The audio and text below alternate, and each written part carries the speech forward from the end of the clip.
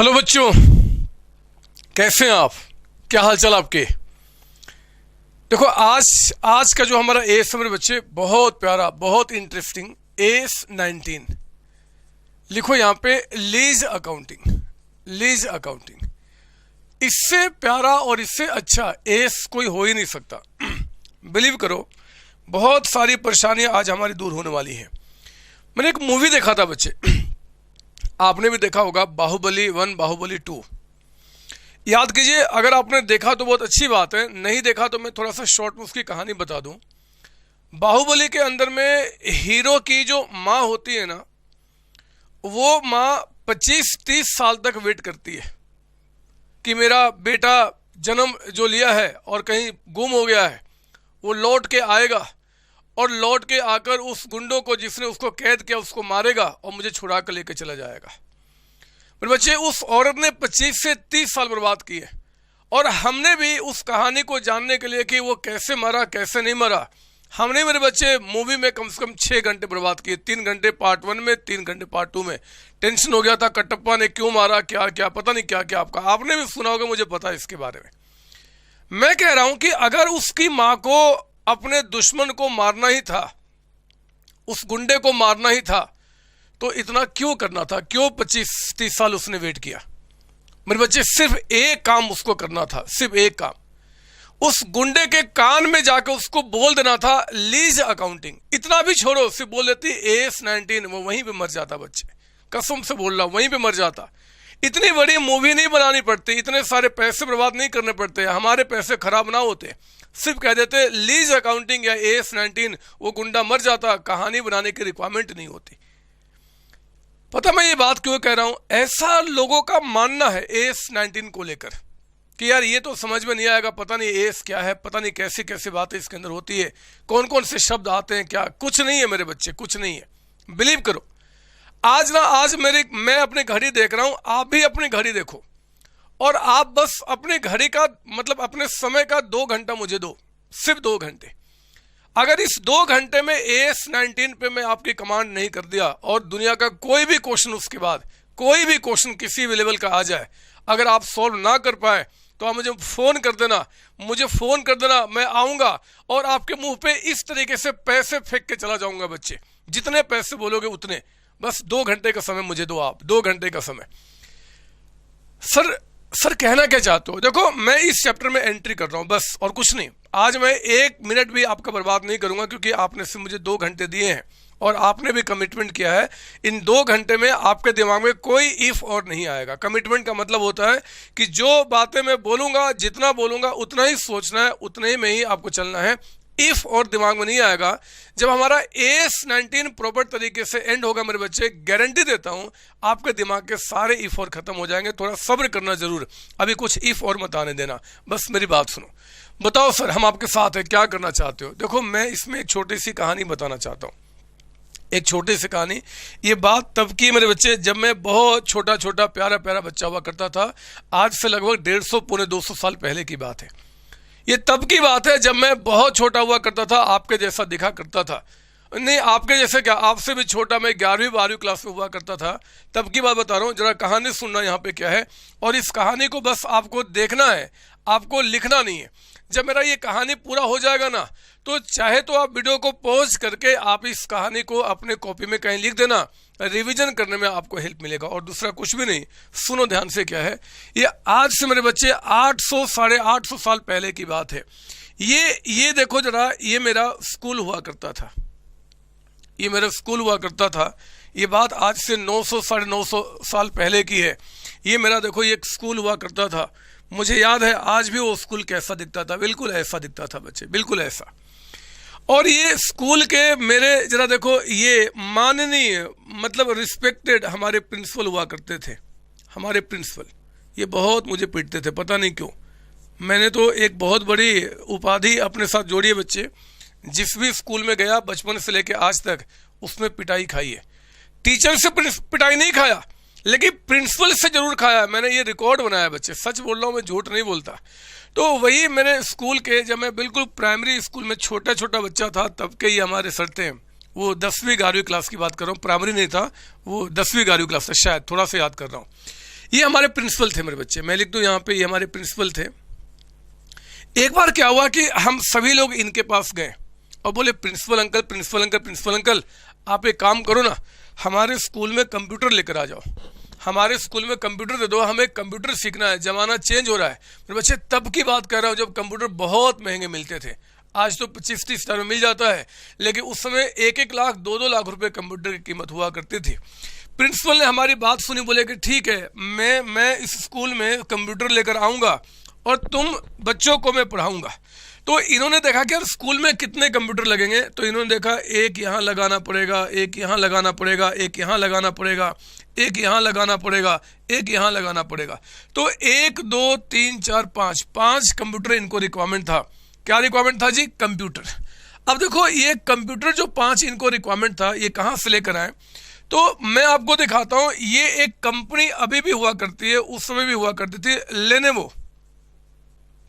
नाम तो सुना ही होगा आपने, नाम तो सुना ही होगा। ये जो प्रिंसिपल था ना बच्चे, ये लेनोवो वाले के पास चला गया। लेनोवो, देखो ये उसका मालिक हुआ करता था, ये मालिक उसका। और हमारे प्रिंसिपल ने क्या किया, लेनोवो के मालिक को बोला, लेनोवो के मालिक भैया, लेनोवो के मालिक भैया, आप एक काम करो, मुझे अपने स्कूल में कंप्यूटर लगाने हैं, आप हमें कंप्यूटर दे दो ना। तो इन्होंने क्या किया, इन्होंने पूछा बताओ कितने कंप्यूटर चाहिए। इन्होंने कहा 1 2 3 4 5। बोला कि ठीक है। कहा कि देखो जी कंप्यूटर जो है ना, इसकी जो कॉस्ट जो है वो पर आपका कंप्यूटर पर यूनिट आपका यहाँ पे 2 लाख रुपए का है, 2 लाख रुपए का है, 2 लाख रुपए है। अगर आपको 5 कंप्यूटर चाहिए तो आपका टोटल कॉस्ट जो पड़ेगा, टोटल कॉस्ट जो कंप्यूटर का पड़ेगा वो 2 लाख इंटू 5 यानी कि 10 लाख रुपीज का पेमेंट आपको करना पड़ेगा। 10 लाख का पेमेंट, 10 लाख पेमेंट करना पड़ेंगे। अब मेरे प्रिंसिपल ने सोचा यार 10 लाख रुपए एक बार में ही चला जाएगा। पहले महंगा हुआ करता था बच्चे कंप्यूटर, आप अपने पापा मम्मी से पूछ लेना, बहुत महंगा हुआ करता था। तो हमारे प्रिंसिपल ने सोचा कि यार 10 लाख रुपए एक बार में पेमेंट करना पड़ेगा, ये तो बहुत सारे पैसे चले जाएंगे, अब मैं क्या करूं? तो प्रिंसिपल ने लेनोवो वाले अंकल से एक रिक्वेस्ट किया, बोला लेनोवो वाले अंकल एक काम करो ना, आप जो ये कंप्यूटर दे रहे हो ना, मुझे बेचो मत, मैं खरीदना नहीं चाहता, आप ना मुझे लीज पे दे दो, मुझे आप लीज पे दे दो। क्या बोला उन्होंने जी? आप हमें लीज पे दे दो। सर लीज क्या होता है? देखो सिंपल शब्दों में बात करूं तो रेंट होता है बस। हमारे प्रिंसिपल ने कहा कि एक काम करो, आपके पास जो कंप्यूटर पड़ा हुआ है ना, हम उसको खरीदना नहीं चाहते, आप एक काम करो हमें रेंट पे दे दो बस। इससे क्या होगा कि एक बार 10 लाख रुपए पेमेंट करने के बजाय हम आपसे रेंट पे ले लेंगे और पार्ट में क्या होगा, वो सामान हमारे पास यूज हो जाएगा। हमें तो यूज करना है, हम उसको मालिक बन के क्या करेंगे, हम मालिक बन के क्या करेंगे। लेनोवो वाले ने पूछा कि जरा बताओ प्रिंसिपल भैया कि आप जो ये कंप्यूटर रेंट पे लेना चाहते हो, लीज पे लेना चाहते हो, कितने वर्षों के लिए, कितने समय के लिए? तो प्रिंसिपल ने कहा कि एक काम करो, आप ना यहाँ पे हमें लीज पे दे दो 1 2 3 4 5 6 ईयर्स के लिए, 6 साल के लिए दे दो। हम 6 साल आपका इसका यूज करेंगे और 6 साल के बाद कंप्यूटर हम आपको वापस कर देंगे। मेरे बच्चे, लेनोवो के मालिक ने बोला कि यार आप कैसी बात कहते हो, आप लीज पे मांग रहे हो, हम देने को भी तैयार है, और क्या कहते हो 6 साल के लिए। तो हमारे कंप्यूटर की जो लाइफ है ना, वो लाइफ ही टू द मैक्सिमम 6 ईयर्स की है, 6 साल चलेगा, इससे ज्यादा नहीं चलेगा। तो एक तरीके से आप सारा का सारा एंजॉय तो कर रहे हो, एक तरीके से सब कुछ आपके पास ही तो आ जाएगा। तो मेरे प्रिंसिपल ने कहा कि कोई बात नहीं, मैं 6 साल तक के लिए लीज पे लेने को तैयार हूं। आप एक काम करो, ये जो पैसा है ना, जो मुझसे आप इकट्ठा मांग रहे हो, इसको इकट्ठा मांगने के बजाय आप 6 साल यानी कि 6 टुकड़ों में डिवाइड कर दो, हम आपको देने को तैयार है। मेरे बच्चे, उस केस में क्या हुआ कि ये लेनोवो के मालिक ने कहा कि ठीक है जी, आपका 10 लाख रुपए कॉस्ट है, हम 6 साल में इसको डिवाइड करने को तैयार हैं, लेकिन क्योंकि पेमेंट आप पूरे 10 लाख का आज नहीं कर रहे हो, आप अगले 6 इंस्टॉलमेंट में कर रहे हो, 6 वर्षों में कर रहे हो, इसीलिए हम इसमें यहाँ पे कुछ इंटरेस्ट ऐड करेंगे, और इंटरेस्ट ऐड करने के बाद जो अमाउंट होगा हम उतने पे आपको सामान देंगे, और उसी प्राइस को हम क्या करेंगे, 6 आपका इंस्टॉलमेंट में डिवाइड कर देंगे। मेरे प्रिंसिपल ने कहा कि ठीक है कोई बात नहीं, आप एक काम करो, जो 10 लाख रुपए का अमाउंट है प्लस जो आपका इंटरेस्ट है ऐड कर लो, जितना इंटरेस्ट ऐड करना है, लेकिन पेमेंट आप हमसे एक बार में ना लो, पेमेंट हमसे एक बार में ना लो। और हाँ, मुझे इस कंप्यूटर की ओनरशिप भी नहीं चाहिए, मैं कंप्यूटर का मालिक नहीं बनना चाहता, मालिक आप ही रहो, मुझे मालिक नहीं बनना, बस मुझे काम करो, मेरे बच्चों को पढ़ाना है और उन बच्चों को पढ़ाने के लिए आप ये कंप्यूटर मुझे दे दो, इंटरेस्ट ऐड करना कर लो, कोई बात नहीं, हमें 6 पार्ट में पेमेंट कर दूंगा, यहाँ पे 6 पार्ट में कर दूंगा। तो ये जो लेनोवो का मालिक है बच्चे बोला कि ठीक है जी, हम आपको इंस्टॉलमेंट बना रहे हैं। मान लो ये प्राइस मेरे बच्चे 12 लाख रुपीज आपका हो गया, मान लो। सर ये कैसे निकला 12 लाख रुपए, क्या इंटरेस्ट चार्ज किया, कैसे इंटरेस्ट चार्ज किया जाएगा, फिक्स्ड होगा, इंस्टॉलमेंट में कैसे, वो सारी बातें बात की है, मैं उन पर भी नहीं आना चाहता, मैं उस पर भी नहीं आना चाहता। मैं आपको बहुत प्यार से एक छोटा सा कॉन्सेप्ट समझाना चाहता हूँ, एक टिपिकल कॉन्सेप्ट, बहुत सिंपल लैंग्वेज में। तो मेरे प्रिंसिपल ने कहा कि ठीक है, मैं 12 लाख रुपए आपको देने को तैयार हूँ। मेरे बच्चे बात उठी कि अब ये इंस्टॉलमेंट जो बनेगा, मतलब जो लीज रेंट होगा, लीज रेंट जो होगा, जो रेंट हमसे लिया जाएगा, वो आखिर कितना कितना लिया जाएगा, कितना कितना। तो लेनोवो वालों ने इसके इंस्टॉलमेंट को फिक्स करने के पहले लेनोवो के मालिक ने क्या किया, प्रिंसिपल को फोन लगाया, बोला प्रिंसिपल भैया एक बात बताओ, कंप्यूटर तो 6 साल तक आप ही एंजॉय करोगे और कंप्यूटर फिर आपके पास ही रहेगा, तो मुझे ये बताओ कि आपको क्या लगता है कि 6 वर्षों के बाद इस कंप्यूटर को बेच के आप मुझे कितना दोगे। प्रिंसिपल ने पूछा मैं क्यों दूंगा। हमने कहा कि यार कौन लेने देने का चक्कर करेगा, कौन लेने देने का चक्कर करेगा, 6 साल के बाद कंप्यूटर अब तो खराब ही हो गया, आपके पास ही रह जाएगा, मैं लेने आऊंगा, लेकर जाऊंगा, बहुत समय बर्बाद होगा, मैं ये काम नहीं करने वाला। आप मुझे बताओ कि आप इस कंप्यूटर को अगर 6 वर्षों के बाद आपको लेने का मन हुआ तो आप कितने में लोगे, मुझे ये बता दो, मुझे लिखित दे दो कि हम इतने पैसा आपको देने को तैयार हैं।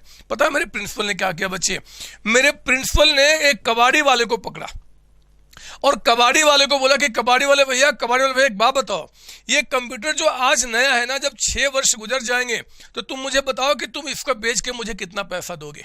उसने कहा यार एग्जैक्ट कैसे बता दूं। बोला एग्जैक्ट छोड़ना, बताओ तो कुछ आसपास कितना पैसा मुझे दोगे।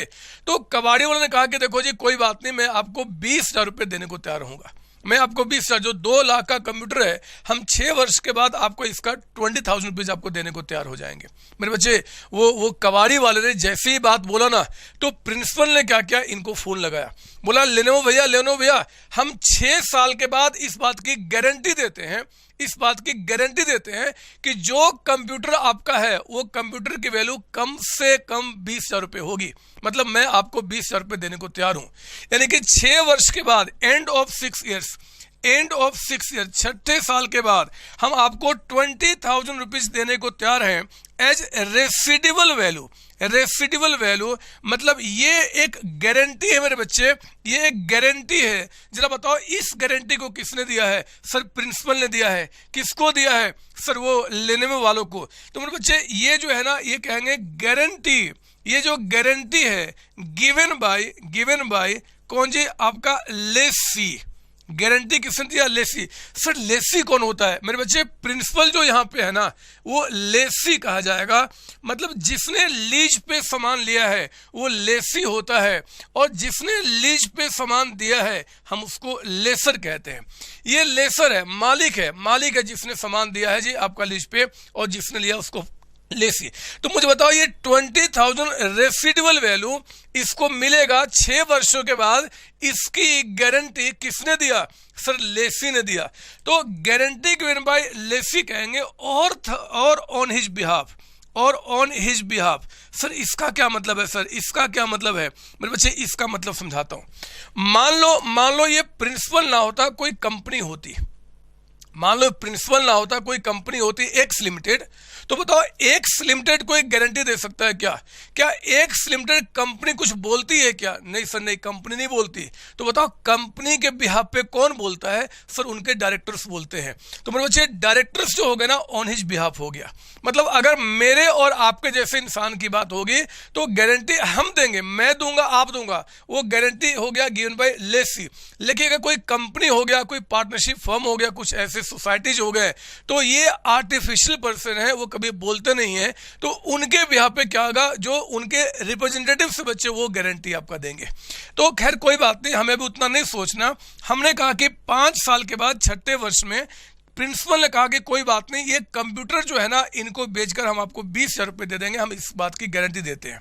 तो ठीक है जी, ये बात बन गई। अब लेसर क्या करता है मेरे बच्चे, अब बनाता है इंस्टॉलमेंट।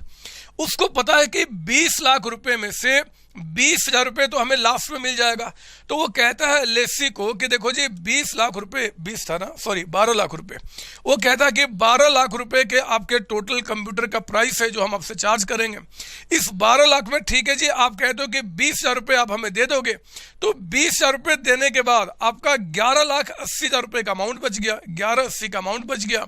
ये 11,80 का अमाउंट मान लो हम आपसे 6 टुकड़े में लेंगे मेरे बच्चे, 1,96,667 का बन गया आपका इंस्टॉलमेंट। हमने क्या बोला जी, 1,96,667 का बन गया यहाँ पे लीज रेंट।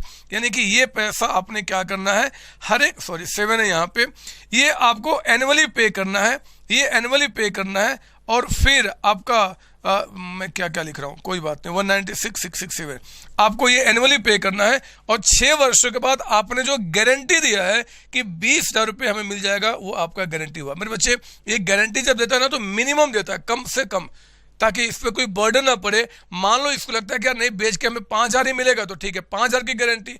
अगर 5,000 की गारंटी दोगे तो अकॉर्डिंगली ये बढ़ जाएगा आपका। तो वो मतलब एनी हाउ देखा जाए तो ना इसको कोई घाटा हो रहा, ना इसको कोई घाटा हो रहा है। गलत बोल रहा हूँ क्या मेरे बच्चे, गलत बोल रहा हूँ क्या? आप बताओ, प्रिंसिपल का बर्डन जो था वो तो खत्म हो गया। एक तो पहले कौन कंप्यूटर लेगा, रखेगा, फिर उसको बाद में ऑनरशिप रखो, उसका रिपेयरिंग कराओ, ये कराओ, कौन चक्कर करेगा, कौन चक्कर करेगा? इसने सिंपली इनको बोला भैया दे दो रेंट पे, अगर बीच में कुछ हुआ तो मैं आपको वापस कर दूंगा, नहीं तो हमारे पास रहेगा ये 6 साल तक, हम इसको यूज करेंगे। और हाँ, 6 वर्षों के बाद हम क्या करेंगे, 20,000 आपको यहाँ पे दे देंगे एज ए रेसिडुअल वैल्यू आपका। मेरे बच्चे, ये जो आपका एग्रीमेंट हुआ, जरा इस एग्रीमेंट में ध्यान से देखना। मुझे एक बात बताओ, प्रिंसिपल ने लेसर से क्या लिया? सर कंप्यूटर लिया। आप मुझे बताओ, ये जो इंसान है क्या कंप्यूटर का 1 वर्ष 2 वर्ष यूज कर रहा है या लगभग पूरा लाइफ यूज कर रहा है? सर पूरा लाइफ लगभग यूज कर रहा है सर, लगभग पूरा लाइफ। देखो ना, 6 साल, उसके बाद कुछ बचेगा, पता नहीं क्या बचेगा, उसकी वैल्यू कुछ हो भी कि नहीं होगी, कौन जानता। लेकिन सर पूरे साल इसने यूज किया, सर पूरे साल यूज किया। ठीक है, देखो जरा बताओ कि जो प्राइस डिसाइड हो गया है 12 लाख रुपए, मान लो कल को कंप्यूटर की प्राइस मार्केट में बढ़ जाती है या फिर कम हो जाती है, मान लो एक बात कहता हूं कि प्राइस बढ़ गई या कम हो गई, तो क्या ये इंस्टॉलमेंट कम ज्यादा होंगे क्या? नहीं सर, नहीं, कम ज्यादा नहीं होंगे।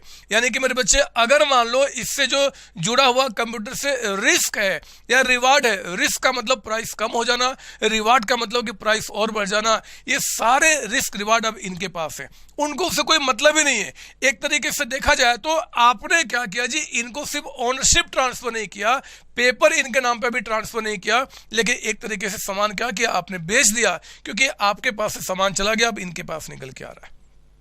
बात समझ में आ रही मैं क्या बोल रहा हूं? सर हाँ, सर हाँ।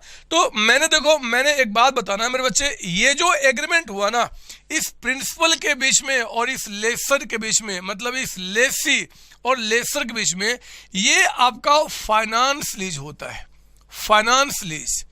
अच्छा सर, लीज में भी कुछ और भी टाइप होते हैं क्या? हाँ बच्चे, लीज के अंदर भी 2 टाइप आपके होते हैं, एक फाइनेंस और एक होता है ऑपरेटिंग लीज आपका। एक फाइनेंस, एक ऑपरेटिंग होता है।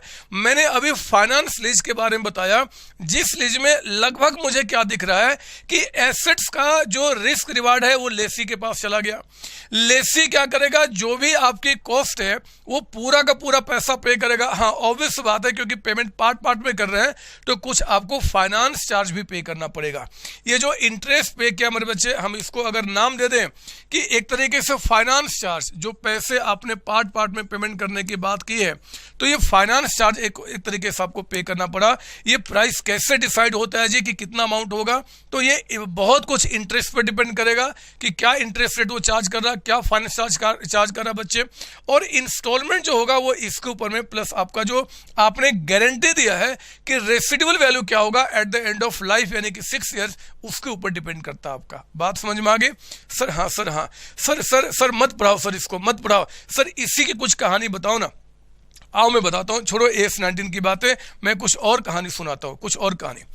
एक बात बताओ, ये जो लेनेवो का जो मालिक है लेसर, इसने इनसे पूछा कि जरा बताओ, ये आपका 6 वर्षों के बाद आपका जो कंप्यूटर है वो बेचकर मुझे आप कम से कम मतलब कितना पैसा देने की गारंटी देते हो? तो मेरे बच्चे इन्होंने गारंटी कितने का दिया था? 20,000 रुपये का। 20,000 रुपये का। क्या लेनोवो वाला इनको ही बेचेगा? क्या इनको ही बेचेगा? नहीं सर, नहीं बेचेगा। नहीं, इन्होंने तो इस इंस्टॉलमेंट को तय करते समय इन्होंने क्या किया, इनसे सिर्फ एक गारंटी लिया है कि आप बताओ कि भैया 6 साल के बाद जब कंप्यूटर खत्म हो जाएगा तो उसकी कितनी स्क्रैप वैल्यू आप मुझे पे करने को तैयार हो? तो वो कहता है कि 20,000 रुपये। लेकिन मेरे बच्चे ये बिजनेसमैन है, ये लेसर जो है ना वो बिजनेसमैन है। वो सिर्फ यहीं पर नहीं रुकेगा, आपने इनसे तो गारंटी ले लिया, इसके बाद आप मार्केट में और निकलते हो, लोगों को ढूंढते हो, शायद कोई दूसरा स्कूल वाला, कोई दूसरा पार्टी आपको कुछ और भी गारंटी दे दे। हुआ ऐसा ही। मैं आपको बताऊं कि ये तो मेरे स्कूल की बात थी। मेरे ही गांव में एक और भी स्कूल हुआ करता था बच्चे। ये देखो वो स्कूल कैसा आपका है। अब देख रहे हो ये स्कूल थोड़ा टूटा फूटा दिख रहा है। इसका प्रिंसिपल भी जो था ना बच्चे थोड़ा सा टूटा फूटा था, मतलब बहुत ज्यादा स्थिति इसकी नहीं थी। ये भी स्कूल वाला जो है ना अपने बच्चों को कंप्यूटर सिखाना चाहता है, लेकिन इसके पास इतने भी पैसे नहीं है कि वो इतना पेमेंट कर दे। तो अब लेनोवो का जो मालिक है ना लेसर, वो गया इनके पास, बोला कि एक बात बताओ जी, आपको आज नहीं 6 वर्षों के बाद अगर मैं ये कंप्यूटर आपको दे दूं तो आप कितने में लेना पसंद करोगे? मेरे बच्चे इसने कहा कि यार कंप्यूटर आ जाएगा, थोड़ा रिपेयरिंग करा लूंगा, ये कर दूंगा, वो कर दूंगा, मेरा काम हो जाएगा, मेरे बच्चे पढ़ जाएंगे। तो इसने कहा कि ठीक है जी, मैं इस कंप्यूटर के बदले में आपको 50,000 का अमाउंट पे करने को तैयार हूं। 6 वर्ष के बाद, आज नहीं 6 वर्ष के बाद जब ये कंप्यूटर बेचने का नौबत आएगा तो इसने एक दूसरे आदमी को अप्रोच किया, बोला कि बताओ जरा आप इस कंप्यूटर को कितने में लेने में तैयार हो जाओगे? तो मेरे बच्चे इस टूटे फूटे स्कूल के प्रिंसिपल ने कहा कि मैं इसके 50,000 रुपये आपको देने के तैयार हूं। मेरे बच्चे इसके पास जो गारंटी आया है ना, ये लेनोवो के मालिक ने जो 6 वर्षों के बाद इस कंप्यूटर को बेचकर जो रेसिडुअल वैल्यू मिलेगा, वो गारंटी जो इसने लिया है वो 2 जगह से लिया। एक गारंटी इनसे लिया, यानी कि हमारे स्कूल के प्रिंसिपल से, ये तो लेसी है जिससे गारंटी लिया। मेरे बच्चे अब इनके सिवाय जिससे भी वो गारंटी लेगा ये हो जाएगा गारंटी, इसे कहेंगे guarantee given by third party. मेरे बच्चे थर्ड पार्टी का मतलब होता है पहला पार्टी लेसर, दूसरा पार्टी लेसी, और तीसरा पार्टी क्या हुआ जी? ये टूटे फूटे स्कूल का मालिक, जो कि थर्ड पार्टी आपका हो गया। मेरे बच्चे आप मुझे बताओ कि लेसर को इसने गारंटी 20,000 का दिया है, इसने गारंटी 50,000 का दिया है, तो बताओ जरा ये लेसर अगर कल को ये सामान बेचेगा तो किसको बेचना पसंद करेगा? क्या वो लेसी को बेचेगा या थर्ड पार्टी को बेचेगा? सर ऑब्वियस सी बात है सर वो थर्ड पार्टी को बेचेगा, क्योंकि सर थर्ड पार्टी वाला जो है ना वो 50,000 की गारंटी दे रहा है, तो सर वो उनको बेचना पसंद करेगा, क्योंकि यहाँ तो बेचने पे आपका 20,000 मिलेगा, उनको 50 तो 50 में बेचेगा। सर ये क्यों बता रहे हो? आप चिंता ना करो, ये सारे वर्ड मेरे AS 19 में आगे यूज होंगे। मैं आपको दिखाऊंगा। अगर ये कहानी आपको समझ में आ गई मेरे बच्चे, तो आगे कोई भी टॉपिक होगा इसके अंदर में आपके बच्चे का खेल बन जाएगा। बस मेरी कहानी सुनो मेरी कहानी, बचपन में क्या क्या मेरे साथ हुआ था, कैसे कैसे मैंने पढ़ाई की थी, कैसे प्रिंसिपल ने स्ट्रगल किया था। अच्छा एक बात बताओ, क्या ये जो आदमी है जब इससे गारंटी लिया 20,000 का, तो क्या कभी ये धोखा नहीं दे सकता? क्या नहीं दे सकता? सर दे सकता है, तभी तो दूसरे से गारंटी लेने की रिक्वायरमेंट पड़ जाती है बच्चे, कि कल को मान लो इसने गारंटी तो दिया है, कहीं बदमाश इनसॉल्वेंट हो गया, मर गया, कुछ और हो गया, तो फिर हम क्या करेंगे? तो उस केस में गारंटी कुछ भी हो सकता है, ये 50 भी हो सकता है और ये आपका 10,000 भी हो सकता है। मतलब कहने का कि जो गारंटी इसने थर्ड पार्टी से लिया, इस अमाउंट से ज्यादा भी हो सकता है, इस अमाउंट से कम भी हो सकता है मेरे बच्चे। तो ये हमने आपको बताया, कुछ वर्ड आपको मैंने दिया, जरा देखो कौन कौन सी चीजें आपको समझ में आई। एक तो हमने कहा आपका कि एक आपका फाइनेंस लीज में क्या होगा, एक तरीके से एसेट्स का जितना लाइफ या लगभग पूरा लाइफ आपने क्या किया, एंजॉय किया है ना। ये सिर्फ क्या करता, आपको मालिक नहीं बनाता, क्योंकि 6 वर्षों के बाद इसके पास 2 उपाय होगा, या तो वो सामान आपको ही बेच देगा बहुत लो कॉस्ट पे, या फिर वो किसी और को बेच देगा, ये उसके ऊपर डिपेंड करेगा। है ना बच्चे। हाँ, हम आपको ऑप्शन देंगे कि आप चाहो तो 20,000 रुपये में ले लो, ना लिए तो कोई बात है, हम दूसरे को बेच सकते हैं। कई सारी बातें निकल के आती हैं, हम देखेंगे इसके बारे में। तो फाइनेंस लीज निकल के आया। हमने कहा कि देखो जी, इसके अंदर में एक वर्ड निकल के आया, एक लेसी और एक लेसर। लेसर जो ट्रू ओनर है उस एसेट्स का, और जो उसको रेंट पे, लीज पे ले रहा है, हम उसे क्या बोलेंगे, लेसी का नाम देंगे, वो हमारा लेसी कहा जाएगा। एक और बात मेरे बच्चे, ये जो गारंटी देगा वो कितने का देगा, मान लो 20,000 का, इसे कहा जाएगा गारंटी गिवन बाय लेसी और ऑन हिज बिहाफ। या तो लेसी देगा या उसके बिहाफ पे जो गारंटी ये लेसर किसी और से लेगा, उसको हम बोलेंगे guarantee given by third party. यहाँ पे याद रहेगी बात याद रहेगी। अरे रहेगी बात याद सर? हाँ सर, हाँ, चिल्लाओ मत सर, आगे बढ़ो आगे बढ़ो। सुनो मेरी बात सुनो। ये देखो आप, ये देखो, एक बात बताओ, ऐसे ही पूछ रहा हूं आपसे, ऐसे ही पूछ रहा हूं, मुझे बताइए कि ये जो लेनोवो का मालिक है, इसके पास गारंटी दो जगह से आई, दो जगह से, एक इनके पास से आई जी, और दूसरा क्या, इनके पास है, आई ना बच्चे? सर हाँ आई। अच्छा बताओ, इनके लिए जब मेरे जो स्कूल के प्रिंसिपल है, आप बताओ इनके लिए ये गारंटी कोई मायने रखेगा क्या? आप बताओ इनके लिए ये कोई गारंटी मायने रखता क्या? नहीं सर नहीं, इनको कुछ मतलब ही नहीं है। वो थर्ड पार्टी कौन है, उस थर्ड पार्टी ने कितने की गारंटी दिया है, इससे इनको कोई मतलब नहीं है सर, इनको मतलब नहीं है। हाँ, इनको मतलब हो सकता है क्योंकि ये इनके कॉन्ट्रैक्ट में, ये तो इनको जानते भी नहीं है, तो इस गारंटी से इनको कोई मतलब नहीं है। मेरे बच्चे, इसको फाइनेंस लीज कहते हैं, फाइनेंस लीज आपका। अच्छा सर, एक बात बताओ, आपने कहा था एक वर्ड और, ऑपरेटिंग लीज। सर वो क्या होता है? छोड़ो ना बात की बातें, सारी बातें आज ही सीख लोगे क्या, अभी सीख लोगे क्या? फिर तो दिमाग में खिचड़ी बन जानी है। पहले इस पे फोकस करो ना। मैंने आपको क्या बताया? हमने कहा आपका यहाँ पे फाइनेंस लीज होता है। सिर्फ फाइनेंस लीज में यही बातें होती है कि और भी बहुत सारी बातें होती है बच्चे, बहुत सारी बातें होते हैं। आइए, मैंने एक नोट्स आपके लिए तैयार किया है, इन्हीं के ऊपर में मैं आपको पॉइंट वाइज पॉइंट लिखाता हूं, आप सुनो मैंने क्या लिखा है, और जितनी बातें क्लास में हम नोट डाउन करेंगे। मेरे बच्चे, मैंने ये रजिस्टर जो तैयार किया है, इसको तैयार करने का एक बड़ा सिंपल सा तरीका मैंने अप्लाई किया है। मैंने उतनी ही बातें लिखी है और वही चीज लिखा है जो आपको एग्जाम के लिए रिलेवेंट है, उससे हटके कुछ ज्यादा कुछ कम नहीं लिखा। तो आपने क्या करना है, जितनी बातें लिखाऊंगा वही फोकस करना है, कोई दूसरी बुक कुछ भी रेफर नहीं करना। मेरी बुक को अगर रेफर करना है तो सिर्फ क्वेश्चन को देखने के लिए, क्वेश्चन आंसर आपका जो लास्ट में मैंने दिया हुआ है, और कुछ भी नहीं करना इसके अंदर में। आइए शुरू करते हैं, समझते हैं क्या होता है। मैं भी डायग्राम को नहीं मिटाऊंगा क्योंकि इन्हीं डायग्राम से जुड़ी सारी बातें मैं आपको यहाँ पे लिखाऊंगा। लिखिए मेरे साथ, शुरू करेंगे। सर ये डायग्राम बना लें, आप चाहो तो अभी बना लो, चाहो तो आप एक काम करना, जब क्लास मेरी एंड हो जाएगी ना, उसके बाद आप इसको बना लेना, आपकी मर्जी है, लेकिन प्रेफरेबल होगा कि क्लास को बीच में आप रोकोगे नहीं। आप शुरू करो मेरे साथ, यहाँ पे लिखना पॉइंट नंबर 1, यहाँ पे पॉइंट नंबर 1 लिखिए मेरे साथ। ऑब्जेक्टिव, ऑब्जेक्टिव लिखिए। ऑब्जेक्टिव क्या है इस एस का? लिखना is to prescribe, objective is to prescribe, objective is to prescribe, prescribe for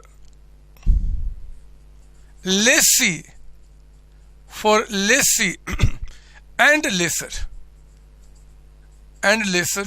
lessee यहां पे कौन था हमारा? Sir principal. लेसर कौन था? वो आपका लेनोवो का मालिक, ठीक है। तो objective is to prescribe for lessee and the lessor, comma, the appropriate accounting policies,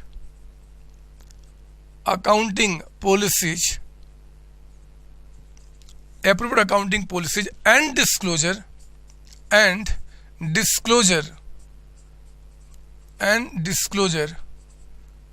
in relation to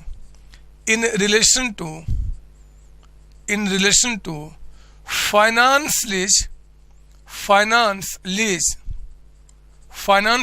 and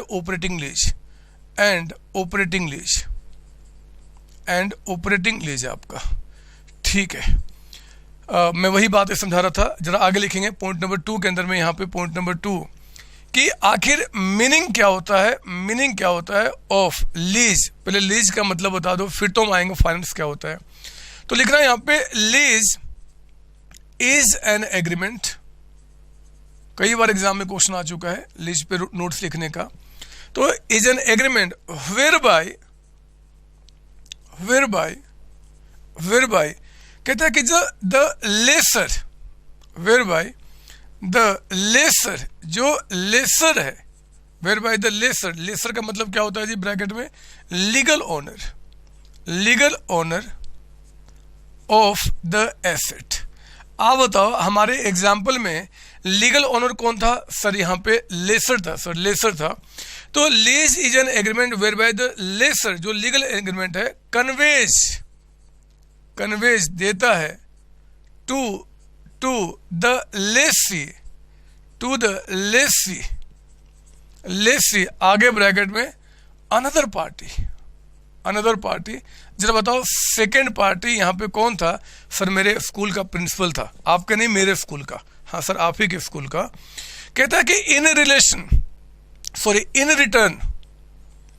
return for a payment, मतलब जो आप एसेट्स यूज करेंगे उसके बदले में एक पेमेंट करेंगे, और सीरीज ऑफ पेमेंट मतलब या तो पूरा पेमेंट एक बार में कर दो या फिर पार्ट में इंस्टॉलमेंट बना। देख रहे हो यहाँ पे, यहाँ देखो, अरे यहाँ देखो, इंस्टॉलमेंट सीरीज ऑफ पेमेंट आपका कहता है, कॉमा सीरीज ऑफ पेमेंट, क्या जी क्या दे रहे हैं, द राइट, हम दे रहे हैं आपको, कन्वे कर रहे हैं to the lessee, the right to use an asset, right to use an asset for agreed period of time।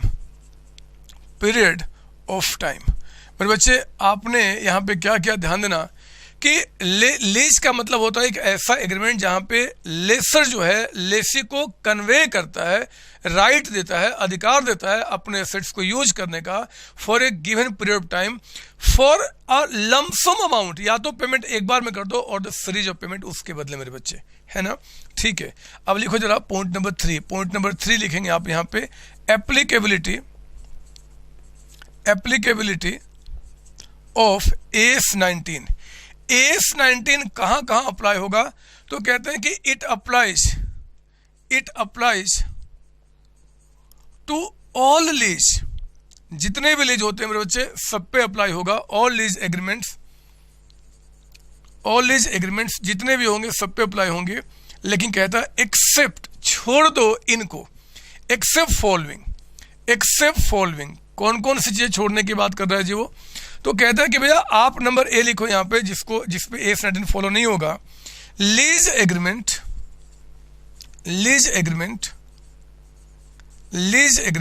To explore या टू यूज नेचुरल रिसोर्सेज। अगर नेचुरल रिसोर्सेज यूज करने का आपने कोई लीज एग्रीमेंट साइन किया है मेरे बच्चे, उस पर AS19 काम नहीं करेगा। सच है जैसे कि आपका गैस हो गया, ऑयल हो गया, टिम्बर हो गया, मिनरल राइट्स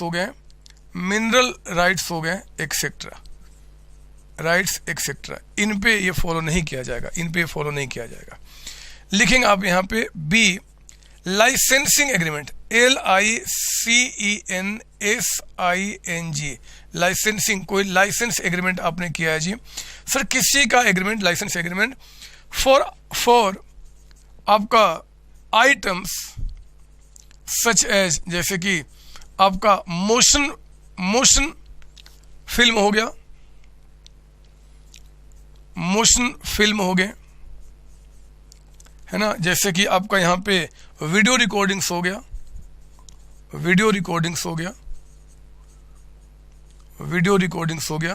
जैसे कि आपका यहाँ पे प्ले हो गया, आपका पेटेंट्स हो गया, कॉपीराइट्स हो गया। मतलब बच्चे इन पे आपका AS19 नहीं काम करेगा, एक्चुअली इस पे काम करता है AS26। तो जिन पे भी AS26 आपका एप्लीकेबल होगा, जिस एग्रीमेंट के ऊपर में पेटेंट्स हो गया, कॉपीराइट्स हो गया, ट्रेडमार्क हो गया, कोई प्ले आपने डिजाइन किया है, कोई मोशन फिल्म डिजाइन किया है, कोई फिल्म डिजाइन किया है, तो उस पर ये काम नहीं करेगा AS19। एंड सी में ध्यान से कहता है कि lease agreement to use land, land को यूज करने का जो हम लीज एग्रीमेंट करते हैं बच्चे, उस पे ये एस काम नहीं करेगा, एक्सक्लूसिवली इसको मना किया गया है। आई बात समझ में? सर हाँ। फोर्थ लिखो यहाँ पे, फोर्थ लिखेंगे आप यहाँ पे types of lease. Types of lease, lease आखिर होते कितने तरीके के हैं मैंने आपको बताया। एक मेरे बच्चे होता है फाइनेंस लीज, एक होता है आपका फाइनेंस लीज, और एक आपका होता है यहाँ पे ऑपरेटिंग लीज। एक आपका फाइनेंस लीज और एक आपका होता है ऑपरेटिंग लीज। हमने थोड़ा बड़ा डिस्कशन किया है फाइनेंस लीज के बारे में, लेकिन डिस्कशन बहुत आगे जाएगा। मैं इसको इन डेप्थ एक एक बातें आपको समझाऊंगा और लिखाऊंगा। आप पहले यहाँ तो कॉपी कर लो, क्योंकि मुझे इससे मिटाना पड़ेगा मेरे बच्चे। बिना मिटाए मैं इसको भी नहीं मिटाना चाहता, क्योंकि मेरी सारी कहानी, सारे नोट्स इसी से जुड़े हुए हैं। तो मैं इनको छोड़कर मैं इनको मिटाऊंगा, ताकि मैं यहाँ पर जगह बना पाऊँ। आप कहो, अगर आप कहो तो मैं इसको मिटा दूँ, आप कहो तो मैं इसको मिटा दूं और आगे मैं आपको लेके बढ़ाऊं। हाँ सर, हाँ मिटा दो सर, मिटा दो। लो, मैंने आपको कहा लीज दो तरीके के होते हैं मेरे बच्चे, एक फाइनेंस, एक आपका ऑपरेटिंग। तो मैं आओ ना धीरे धीरे आपको फाइनेंस लीज पे लेके चलूं। बहुत मजा आता है वहां पे, बहुत सुहानी हवा चलती है बच्चे। लिखो यहाँ पे नंबर ए में पहले आपने क्या बोला, फाइनेंस लीज। ये बहुत प्यारा जगह है। एक बार आप इस जगह से जाके प्यार कर लो तो फिर आपको यहाँ से हटने का मन नहीं करेगा। एग्जाम में कोई भी क्वेश्चन आ जाए, किसी भी चैप्टर का आ जाए, आप वहाँ पे बस फाइनेंस लीज लिखना शुरू कर दोगे। इतना प्यार आपके अंदर भर दूंगा, इतना प्यार आपके अंदर भर दूंगा। लिखो मेरे साथ, फाइनेंस लीज होते क्या है। लिखना डैश देखिए इसके आगे में, is a lease that transfer, लिखेंगे यहाँ पे that transverse substantially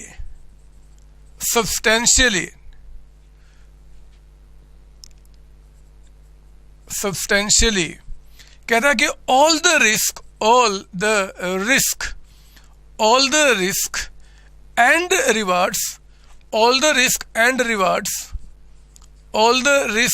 rewards incident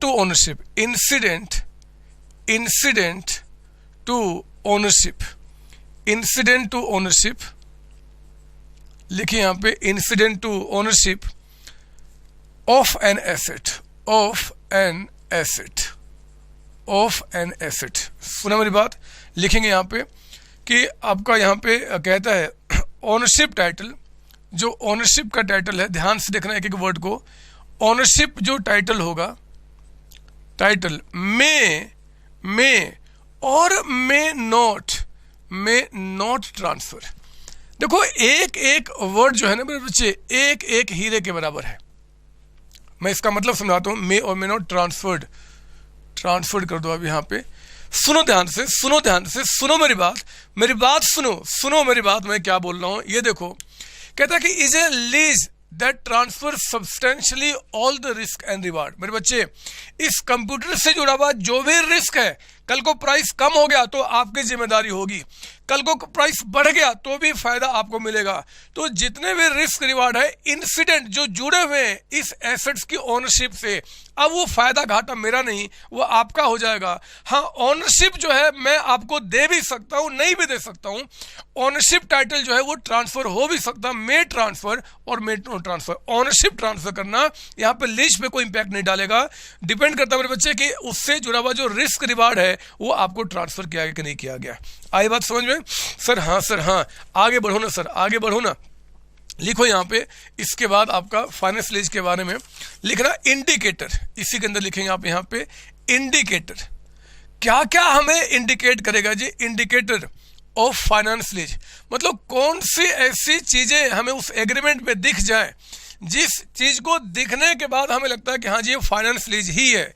कैसे पता चलेगा? तो लिखो, इसको समझने के लिए पॉइंट नंबर 1 आपका, पॉइंट नंबर, मेरे बच्चे इंडिकेटर्स हैं, मतलब इनमें से कोई भी एक आपको दिख जाए तो आपका दिमाग कहे कि हाँ ये फाइनेंस लीज का ही एग्रीमेंट है, ये ऑपरेटिंग का नहीं है। सर सुनो ना सर, आप जरा बता दो ना सर ऑपरेटिंग क्या होता है। नहीं बताऊंगा बच्चे, मैं चाहूं तो भी नहीं बता सकता, क्योंकि अभी मुझे ये मेरी आत्मा अलाव ही नहीं करती। वो कहते हैं इन बच्चों को जरा समझा दो पहले फाइनेंस क्या होता है।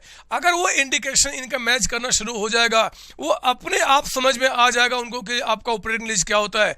एंड ऑपरेटिंग लीज को समझाना 30 सेकंड का काम है। 30 सेकंड। मैं चाहता ही नहीं कि वो सिंपल बातें मैं आपको समझाऊं, पहले वो बातें बताऊं जो आज से 2000-2500 साल पहले जब मैं छोटा बच्चा हुआ करता था और उस समय कोई पूछता था, लोग मर जाते थे, लोग पता नहीं कैसी कैसी कहानियां बनाते इसके बारे में। पहले वो समझाऊं बच्चे, पहले वो समझाऊं। आओ जरा इंडिकेटर बताना चाहता हूं फाइनेंस लीज का। लिखिए मेरे साथ यहां पे नंबर 1 पहला कहता है कि the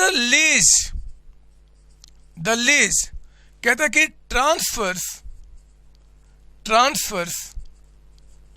transfer ownership of the asset, ownership of the asset to the lessee by the end of lease term। मेरे बच्चे ध्यान से सुनना। कहता है कि अगर आपको ऐसा दिखे कोई किसी एग्रीमेंट के अंदर में जिसमें ये साफ शब्दों में लिखा हुआ है कि लीज एग्रीमेंट खत्म होने के बाद ये ऑटोमेटिकली आपके नाम पे ट्रांसफर हो जाएगा प्रॉपर्टी। मेरे बच्चे इसको बोलते हैं हम फाइनेंस लीज। पता है हमारे देश में जो गवर्नमेंट है ना, और मैं अपने दिल्ली की बात बताऊं आपको, दिल्ली में there is DDA, Delhi Development Authority. ये क्या करते हैं, अपने फ्लैट्स बना के बेचते हैं। अब तो ये फ्री होल्ड होना शुरू हो गया। मैं बात बहुत पहले कहता हूँ, आज से 10-12 साल पहले ये अपने जो घर होते थे ना बच्चे, वो लीज पे बेचा करते थे, फाइनेंस लीज पे, कि भैया आप एक काम करो, लीज पे ले लो, 99 साल 100 साल जितने लाइफ ऑफ प्रॉपर्टी आप इंजॉय करो, लेकिन उतने वर्षों के बाद हम क्या करेंगे, हम ये प्रॉपर्टी आपके नाम पे ट्रांसफर कर देंगे। उतने वर्ष के बाद, अभी नहीं। सर इससे उनको क्या फायदा होता है? गवर्नमेंट को फायदा होता है बच्चे, क्योंकि उन्होंने लीज पे आज आपको दिया है, ओनरशिप ट्रांसफर नहीं किया है। तो कभी उस जगह को अगर उनको यूज करना किसी और काम के लिए, तो आपसे जो पैसा लिया गया है ना, उस पैसे का आपको वापस करके वो जगह वो यूज कर सकते हैं, क्योंकि ओनरशिप अभी ट्रांसफर नहीं हुआ है। अगर उस जगह की उनको रिक्वायरमेंट नहीं है, अगर रिक्वायरमेंट नहीं है तो कोई बात नहीं, फिर क्या कुछ भी कर लें। आपको दिल्ली की कहानी बताऊं, दिल्ली में एक एम्स है मेरे बच्चे, यहाँ पे हॉस्पिटल है। पहले वहाँ पे ना बहुत सारे DDA के फ्लैट्स हुआ करते थे, लोग वहाँ रहा करते थे, उसके बगल में जो फ्लाईओवर बना वहाँ पे। अब गवर्नमेंट ने क्या किया, उनको फ्लाईओवर बनाना था, उन्होंने सारे घर तोड़ दिए, कोई केस भी नहीं कर सकता, क्योंकि उस जगह का लीगल ओनरशिप अभी DDA के पास है, यानी कि गवर्नमेंट के पास है। हाँ, उन फ्लैट वालों का कंपनसेशन वापस किया गया और उस जगह को हमने क्या क्या ले लिया। तो ये फायदा मिलता है गवर्नमेंट को फाइनेंस लीज का, कि हम आपको ये कब ट्रांसफर करेंगे जी, लीज टर्म एंड हो जाने के बाद। लिखेंगे B। अगर ये ना दिखे तो शायद कुछ ये दिख जाए। क्या जी? कहता है कि Lesi has the option to purchase the asset, to purchase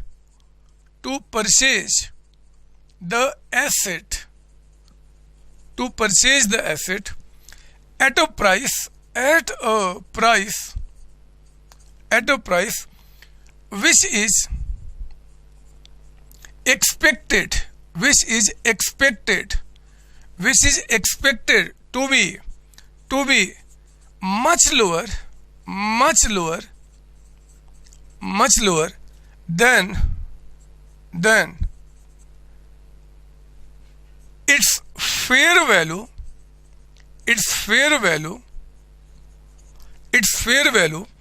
at the date of option,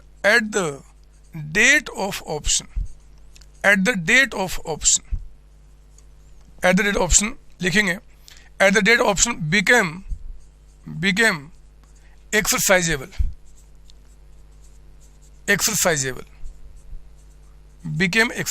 आपका। कहता है फुल स्टॉप के बाद it is reasonably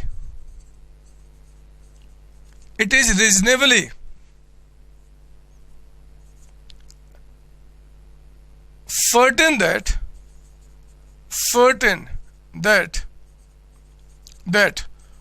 option will be exercised।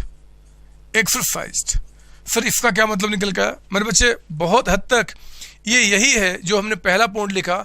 हाँ, यहाँ पे क्या होता है कि ऑटोमेटिक हम आपके नाम पे ट्रांसफर कर देंगे, लेकिन मेरे बच्चे यहाँ पे ऑटोमेटिक ट्रांसफर करने की बात नहीं होती। अगर मैं यहाँ पे बात करूँ ना, ये क्या है आपका, तो एक तरीके से अगर आपने पढ़ा होगा हायर परचेज एग्रीमेंट, जो हायर परचेज के एग्रीमेंट नहीं होते हैं, अगर आपने एचपी पढ़ा होगा या फिर बाद में पढ़ेंगे, तो हायर परचेज के एग्रीमेंट क्या होते हैं बच्चे, इसी के अंदर कवर होते हैं। दे आर फाइनेंस लीज आपका यहाँ पे। दूसरा क्या हुआ जी, हमने यहाँ पे क्या बोला कि देखो जी आपका, हम आज आपको नहीं देते ओनरशिप, लेकिन जब लीज टर्म खत्म होगा हम एक ऑप्शन आपको देंगे, एक ऑप्शन आपको देंगे कि भैया आप चाहो तो उस सामान को आप हमसे परचेज कर लो, लेकिन वो प्राइस जो होगा ना रिलेटिवली बहुत बहुत बहुत लोअर होता है। सर बहुत लोअर का मतलब क्या, कहते हैं कि उस टाइम पे जो प्राइस उस एसेट्स का रहेगा उसके मुकाबले में बहुत कम। मेरे बच्चे जनरली वो प्राइस 100 रुपये, 200, 500, 1000 रुपये, 2000 होगा। सॉरी, अगर मान लो कोई फ्लैट है और फ्लैट की कीमत मान लो उस समय 5 करोड़ रुपए है, तो हम 5 करोड़ आपसे चार्ज नहीं करेंगे, हम आपसे 200, 400, 500 रुपये चार्ज करेंगे, एक फॉर्मेलिटी के रूप में बस आपका, कि भैया हम आपके नाम पर ट्रांसफर कर रहे हैं। सर ऐसा क्यों होता है, बताया ना, पिछला रीजन ही यहाँ भी काम करता है बच्चे, ताकि मैं अगर बीच में रिक्वायरमेंट हो तो एसेट्स को कंपनी मतलब डीडीए जो है अपने पर्पस के लिए यूज कर लो, दूसरा कोई मोटिव नहीं होता। हाँ, यहाँ ध्यान देना, ऑटोमेटिक ट्रांसफर है। यहाँ पे क्या होगा कि लेसी को ऑप्शन दिया जाएगा, ऑप्शन दिया जाएगा, लेसी को ऑप्शन दिया जाएगा कि भैया आप चाहो तो इतने वर्ष के बाद हमसे परचेज कर सकते हो। इतने में देखो ना, बहुत कम प्राइस बताया जा रहा है, जनरली उसका जो स्क्रैप वैल्यू होगा उसके मुताबिक आपका। तो ये चीजें आपको यहाँ बताया गया, और ये रीजनेबली सर्टेन होता है, लगभग पक्का है कि भैया ऑप्शन को जो लेसी है वो एक्सरसाइज करेगा, क्योंकि बहुत कम प्राइस में देने के बाद उठती है। जनरली जितना प्राइस है हम लगभग पूरा स्टार्टिंग में क्या कर चुके हैं, आपसे चार्ज कर चुके हैं, इसलिए बच्चे, इसलिए ऐसा होता है। फिर आएंगे आप जरा पॉइंट नंबर 3 लिखेंगे, पॉइंट नंबर 3 यहाँ पे, point number 3, lease term is for the major part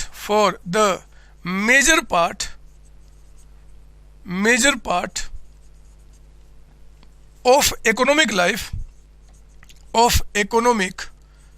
major part of economic life of the asset। मेरे बच्चे आपके एसेट का जो मेजर, देखो ना, लगभग पूरा लाइफ आपने एंजॉय किया, तो ये कहता है कि आपका मेजर पार्ट आपका है जी, आपने यूज कर लिया। लीज टर्म जो है is for the major part of economic life of the assets. आपका 4th लिखेंगे आप यहाँ पे, 4th लिखेंगे, 4th। अच्छा, ये कब होगा, अगर ट्रांसफर किया तो पूरा लाइफ आपने एंजॉय किया। ये तब होगा बच्चे if title is not transfer. अगर हम टाइटल मतलब ownership title is not transfer, अगर हम ट्रांसफर नहीं कर रहे हैं तो भी आपने मैक्सिमम पीरियड उसका यूज कर लिया अपने पास आपका। 4th लिखेंगे आप यहाँ पे, 4th कहता है कि एट द इंसेप्शन, इंसेप्शन का मतलब होता है starting, commencement of lease. Lease को आपका इंसेप्ट यानी कि स्टार्ट करने के टाइम कहता है कि present value of minimum lease payment,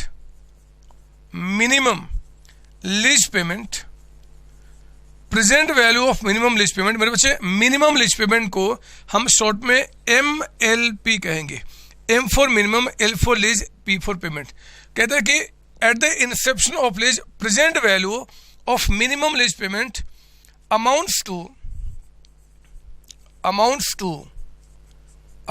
to at least substantially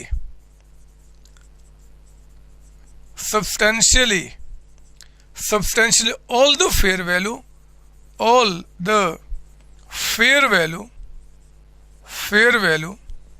of the asset।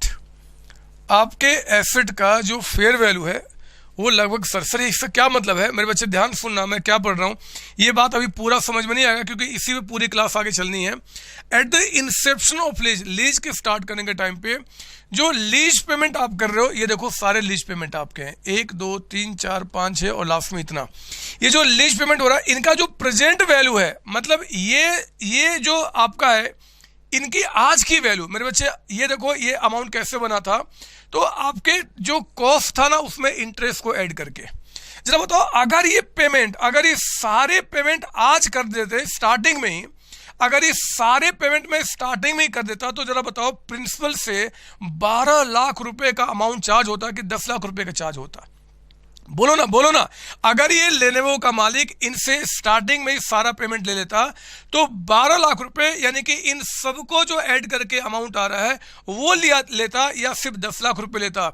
Sir फिर 10 लाख लेता सर, फिर इंटरेस्ट नहीं लेता। मेरे बच्चे वही कह रहा है आपका कि जो मिनिमम लीज पेमेंट है, जो पेमेंट आपका हो रहा है लीज पेमेंट का जी, इसका प्रेजेंट वैल्यू का मतलब सिंपली इतना समझना फिलहाल कि इंटरेस्ट को छोड़कर जो अमाउंट आ रहा है वो आपके एसेट्स का जो फेयर वैल्यू होगा ना बच्चे, जरा बताओ आज एसेट्स की फेयर वैल्यू कितनी है? 10 लाख रुपए, हम वो उसी के बराबर होगा। सुना मेरी बात सुनो। अभी ये बात पूरी समझ में नहीं आएगी, थोड़ा सब्र करना, लेकिन थोड़ा सा तो दिमाग में बैठाऊंगा। ये कह रहा है इस पॉइंट के अंदर में कि भैया जो आपके कंप्यूटर का कैश प्राइस है वो कितना होगा? तो कहते हैं कि जितने पेमेंट आप कर रहे हो इन सारे पेमेंट का आज का वैल्यू, देखो ना, इन सारे पेमेंट में आज के वैल्यू में क्या सिर्फ इंटरेस्ट का फर्क है? अगर मैं इंटरेस्ट को हटा दूं तो आज की वैल्यू निकल के आ जाएगा, और यही इसका फेयर वैल्यू है। फेयर वैल्यू का मतलब कि आज का मार्केट प्राइस है ना बच्चे। अरे लेनेवो वाला अगर कंप्यूटर आज आपको बेचेगा कैश पे तो कितने बेचेगा? 10 लाख में, यही उसकी फेयर वैल्यू है। वही तो कह रहा है कि जितना भी लीज पेमेंट कर रहे हो उसकी आज की वैल्यू जो है उस एसेट्स के फेयर वैल्यू यानी कि 10 लाख रुपए के बराबर है, ऐसा ये कहना चाहते हैं। आगे बढ़ना, मैं आपको सारी बातें क्लियरिफाई करूंगा, थोड़ा सा सब्र करो। मैंने कहा है कि अभी आप दिमाग में इफ और नहीं लाने दोगे। आगे बढ़ना, लीज कहता है लीज्ड एसेट, लीज मतलब लीज पे दिया हुआ जो एसेट आपका है वो कहता है इज ऑफ स्पेशलाइज्ड नेचर आपका मतलब क्या जी? आगे लिखो फुल स्टॉप के बाद it means no other person can use it without major modification।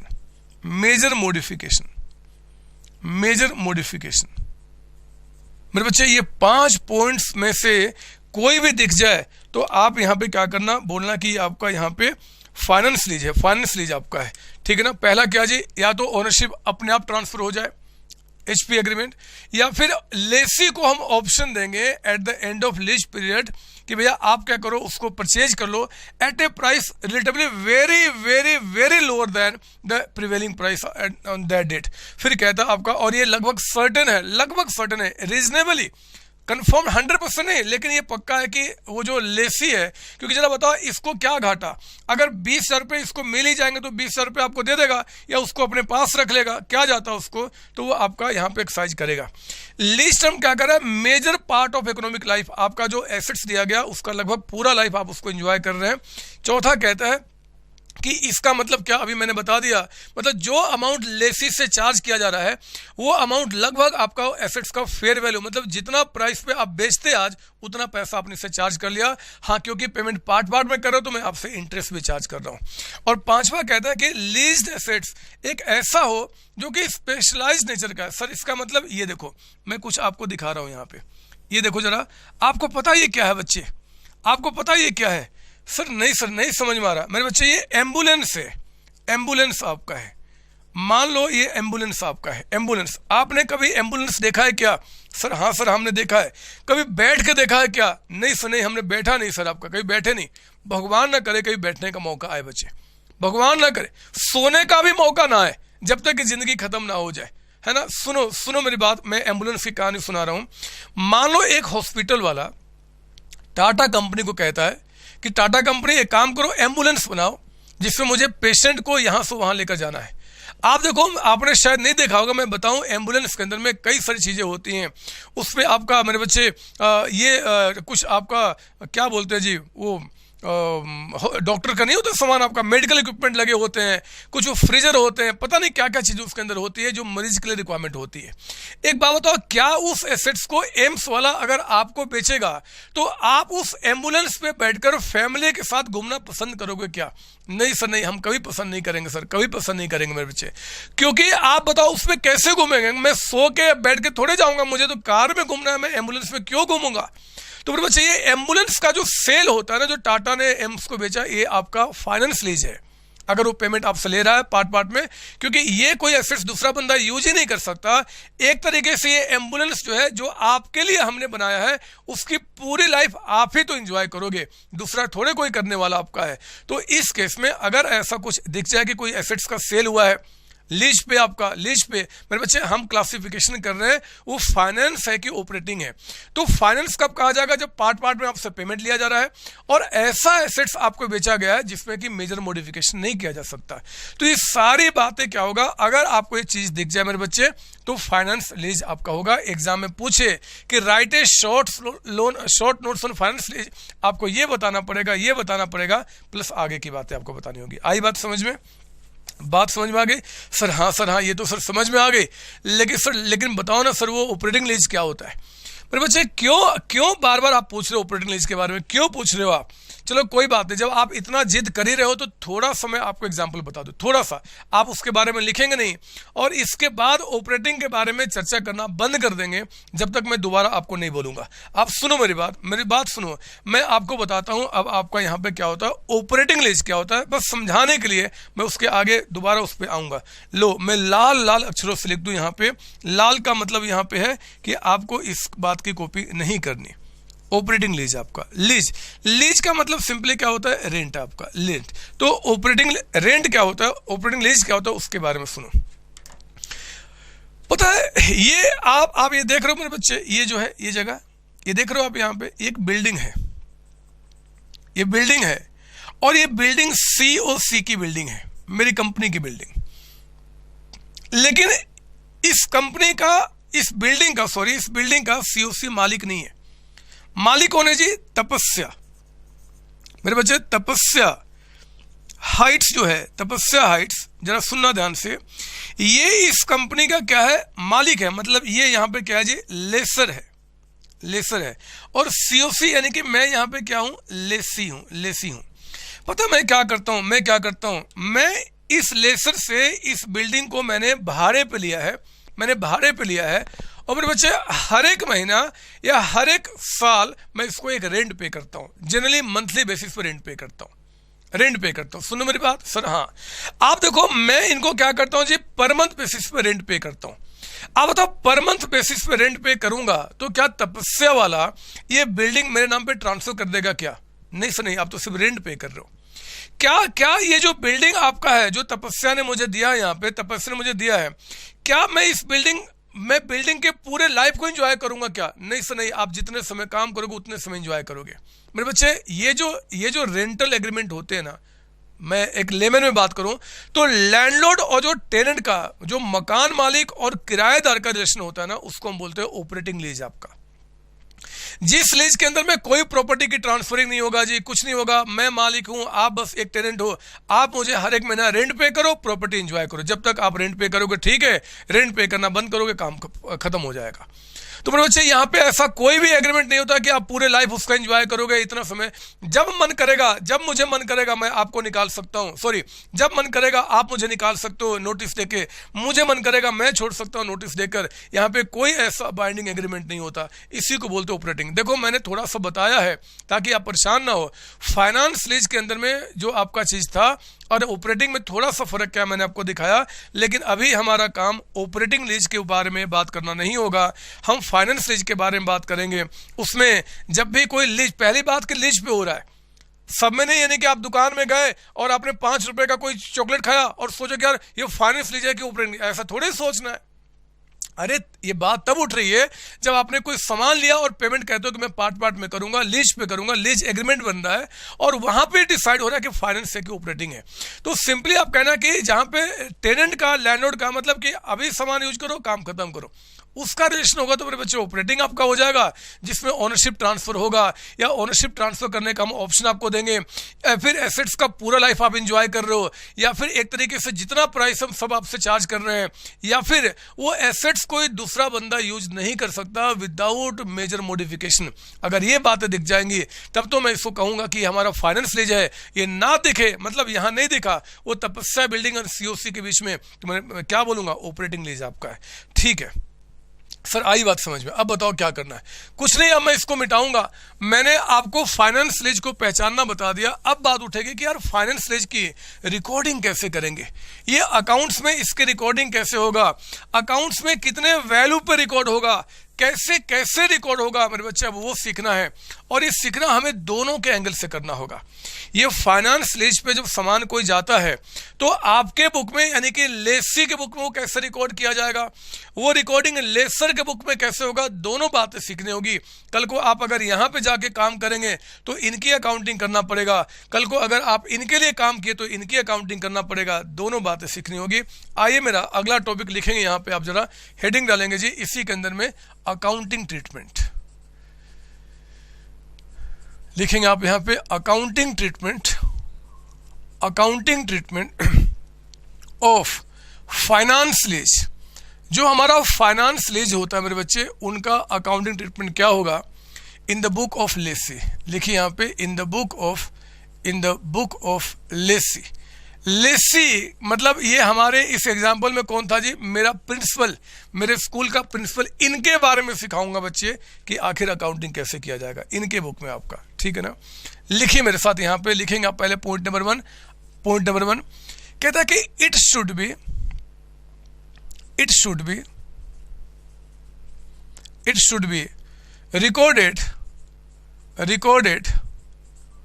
recorded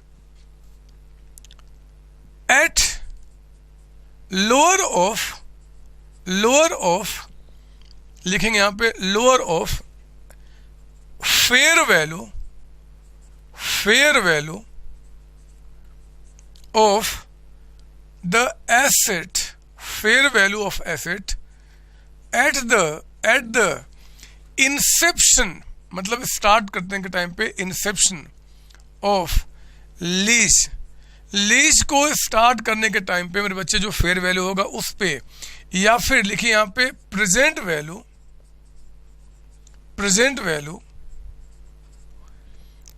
of minimum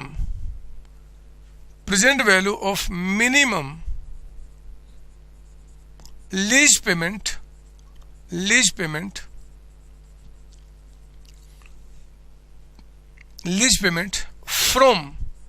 from standpoint of lessee.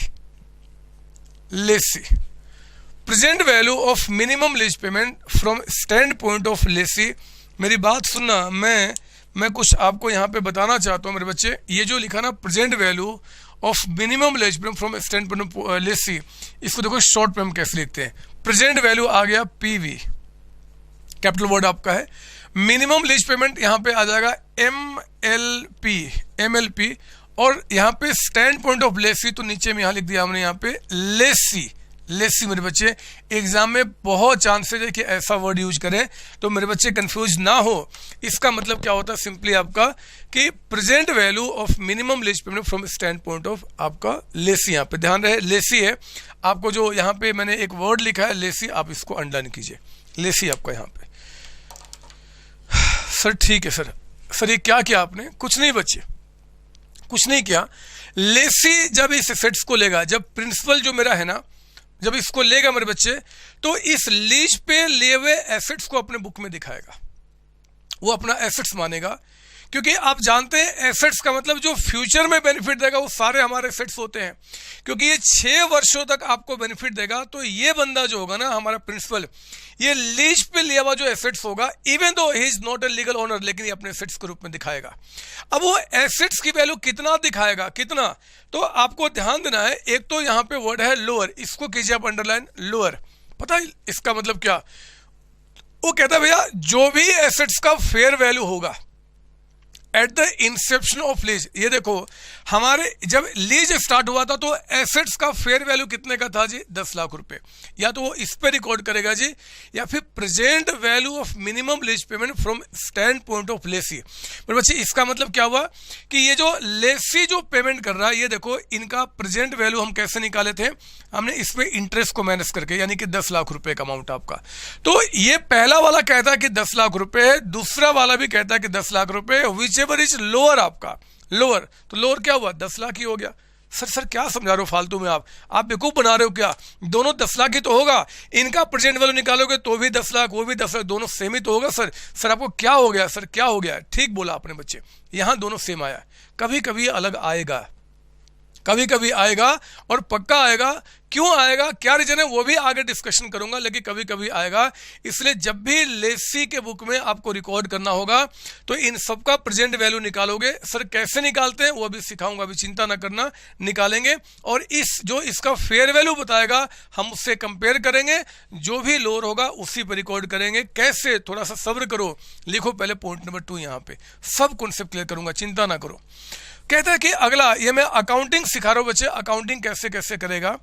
कहता है कि जो लीज पेमेंट है, लीज पेमेंट, एक मिनट, लीज पेमेंट मतलब ये देखो, ये लीज पेमेंट आपका हो रहा है, ये सारे क्या हो रहे हैं, लीज पेमेंट आपके हो रहे हैं। तो इस लीज पेमेंट में कहता है कि जो लीज पेमेंट है शुड बी डिवाइडेड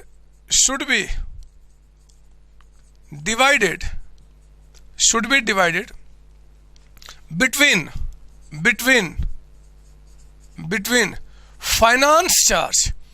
जब इनकी अकाउंटिंग होगा ना बच्चे, जब अकाउंटिंग होगा तो इसमें फाइनेंस चार्ज, यानी कि ये देखो फाइनेंस चार्ज यानी कि इसमें इंटरेस्ट कितना मिला हुआ है वो आपको अलग करना पड़ेगा। एंड कहता है कि रिडक्शन ऑफ आउटस्टैंडिंग लायबिलिटी, या फिर ऐसे कर लेते हैं, इसको माफ कीजिए, फिर छोड़ेंगे आप। Lease payment should be divided between finance charge and principal amount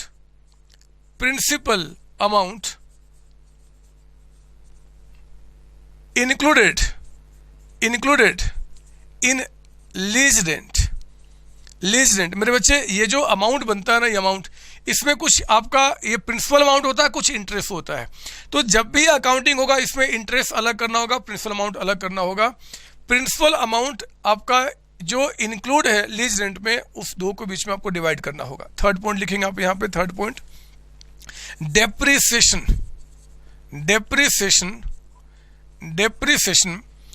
on leased asset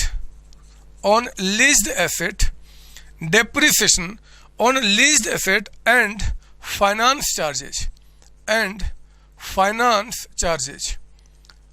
finance charges कहता है कि should be charged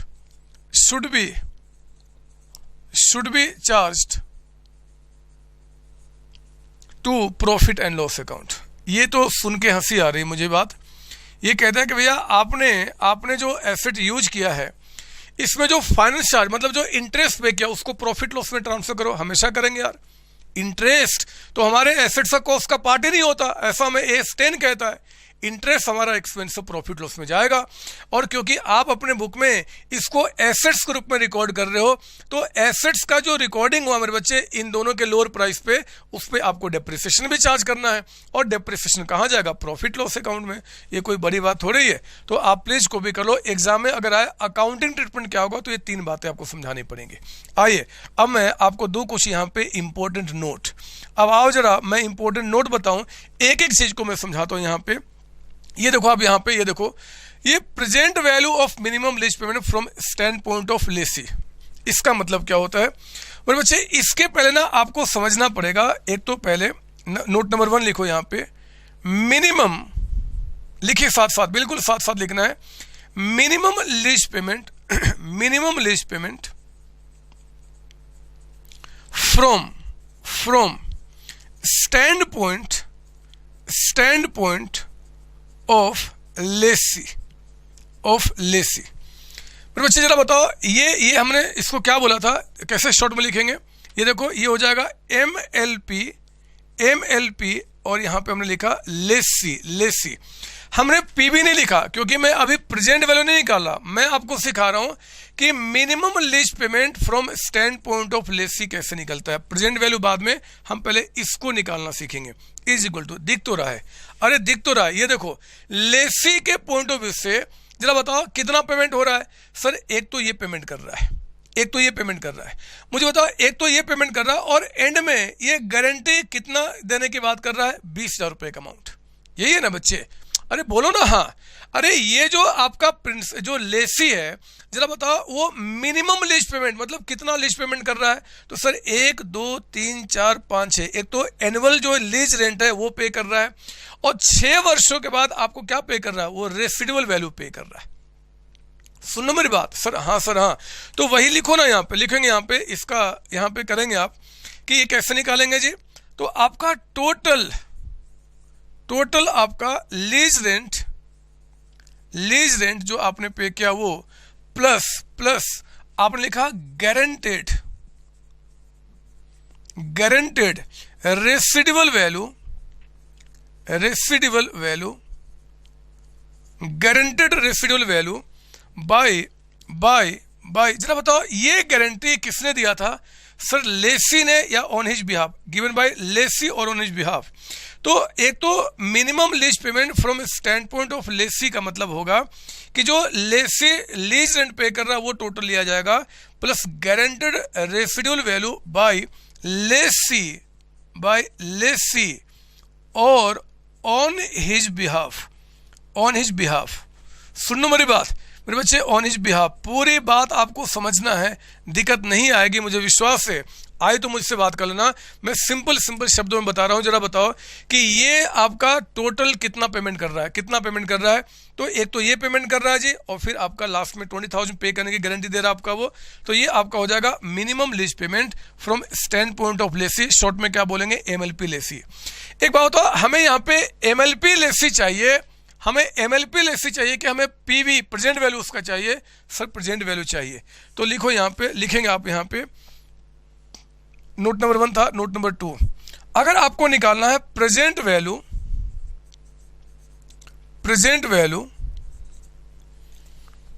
of MLP lessee, short में क्या बोलेंगे, PV MLP लेसी। मेरे बच्चे अगर मुझे ये निकालना है लेसी, अगर मुझे ये निकालना है तो मुझे इनका प्रेजेंट वैल्यू निकालना है। सर वो कैसे निकलता है मैं आपको सिखाऊंगा न्यूमेरिकली, थोड़ा सा लिख दो यहाँ पे मेरे बच्चे। ये आपका निकाला जाएगा कुछ इस तरीके से कि आपका discount rate multiplied by MLP आपका लेसी। मेरे बच्चे मैं क्या करूंगा कि जो आपका जो MLP लेसी होगा, मतलब सुनो स्लोली मेरी बात सुनो, जो भी लेसी पेमेंट कर रहा है ना, ये देखो जो भी लेसी पेमेंट कर रहा है मेरे बच्चे, हम उसका प्रेजेंट वैल्यू निकालेंगे। प्रेजेंट वैल्यू निकालने का फिलहाल इतना मतलब समझना कि इसमें से इंटरेस्ट को अलग कर दूंगा तो प्रेजेंट वैल्यू निकल के आ जाएगा। कैसे मैं आपको बताऊंगा, आप लिख दो पहले यहाँ पे, अब लिखना यहाँ पे नंबर 3, पॉइंट नंबर 3 कहता है ये प्रेजेंट वैल्यू कैसे निकालते हैं जी। तो कहता है कि present value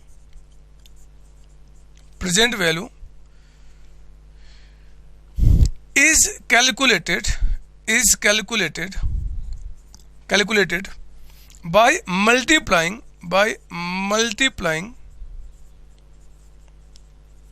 MLP lessee with discount rate. अभी लिखा था वही बात दोबारा लिख रहा हूं, विथ डिस्काउंट रेट। अरे हाँ, डिस्काउंट रेट के कई सारे नाम हैं। डिस्काउंट रेट कहेगा, कभी कभी कह देगा वो इम्प्लिसिट रेट। और बच्चे कभी कभी इसको वो कह देगा रेट ऑफ इंटरेस्ट। कभी कभी ये कह देगा सिंपली इसी को बोरविंग रेट, मतलब जिस रेट पे आप कर्ज लेते हो उस रेट को हम कह देंगे बोरिंग, कोई भी नाम दे सकता है।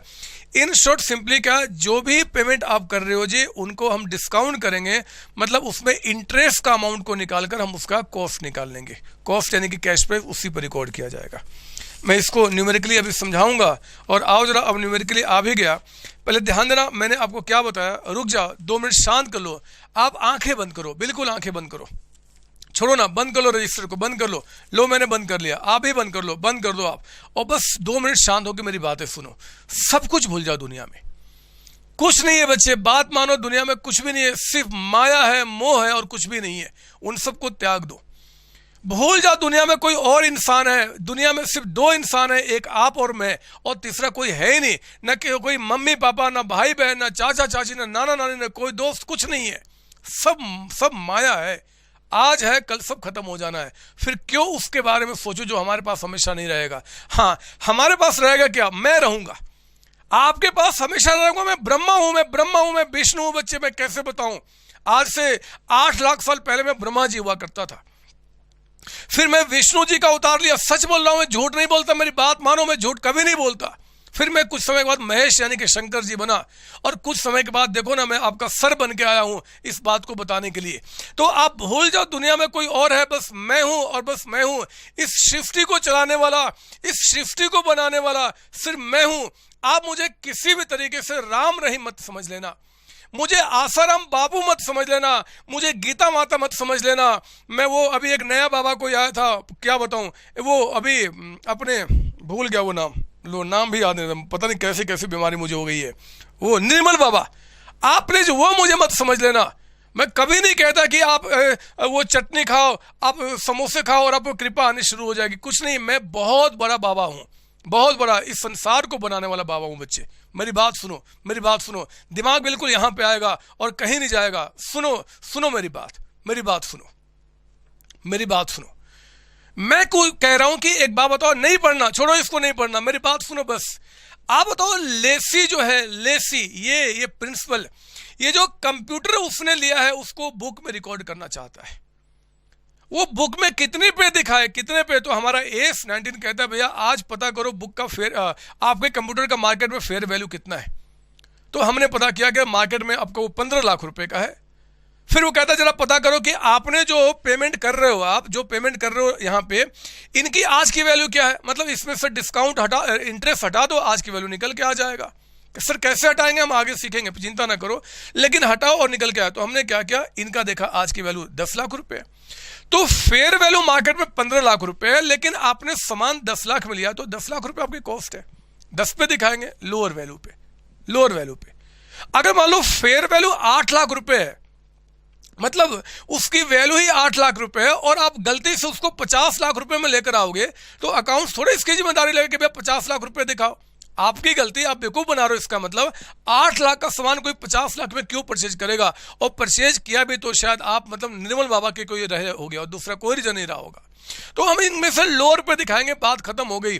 जो उसका एक्चुअल वैल्यू होगा और जो आपने पेमेंट किया, इसमें से जो छोटा अमाउंट होगा उसी पर रिकॉर्ड करूंगा। इतनी बात तो खत्म हो गई सर। हाँ, फिर हमने कहा कि भैया इनको छोड़ो, इनको छोड़ो। अब ये प्रेजेंट, ये जो आपका फेयर वैल्यू तो क्वेश्चन में दिया रहेगा कि आज की वैल्यू कितनी है, ये कैसे निकल के आएगा। Present value of minimum lease payment कैसे निकल के आएगा। हमने कहा पहले बताओ मिनिमम लीज पेमेंट होता क्या है, क्या होता है। अरे ऐसे क्यों देख रहे हो, बताओ ना क्या होता है। तो सर देखो ना सर, मिनिमम लीज पेमेंट का मतलब होता है जितने भी पेमेंट किए इंक्लूडिंग स्क्रैप वैल्यू।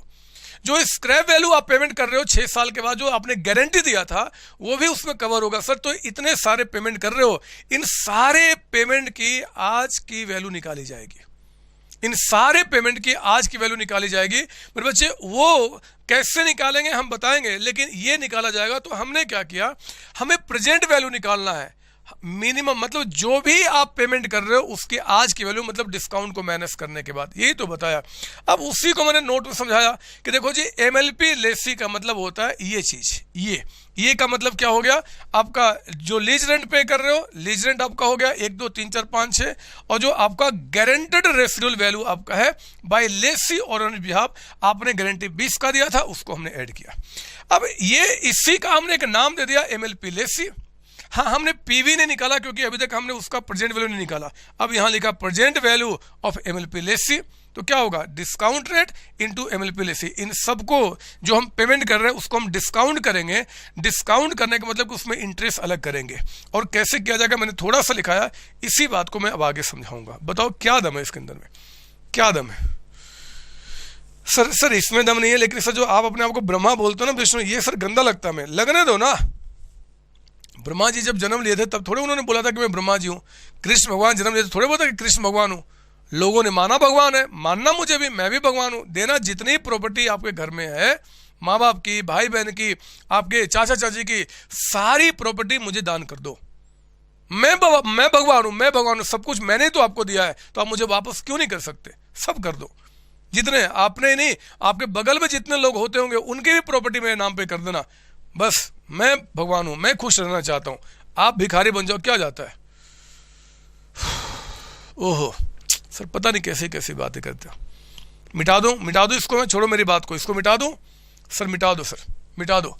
और कुछ सर इसको न्यूमेरिकली समझाओ ना सर इसको न्यूमेरिकली समझा दो ना सर प्लीज। आओ मैं आपको समझाता हूं यहाँ पे न्यूमेरिकली इन बातों को। आओ मैं आपको यहाँ समझाता हूँ न्यूमेरिकली इन बातों को। देखो जरा ये बातें कैसे काम करती हैं। ये लीजिए मैंने इसको मिटा दिया, ये लीजिए मैंने यहाँ पे मिटा दिया, और मैं आपको इन्हीं बातों को समझाता हूँ न्यूमेरिकली।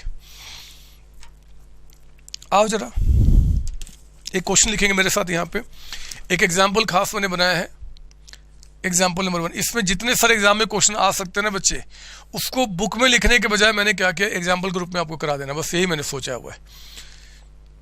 कहता कि calculate value eight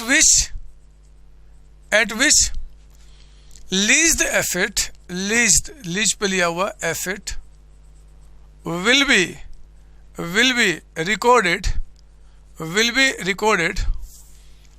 recorded in the book of Lacy, in the book of lessee. मेरे बच्चे, आज हम बातें सिर्फ लेसी का कर रहे हैं।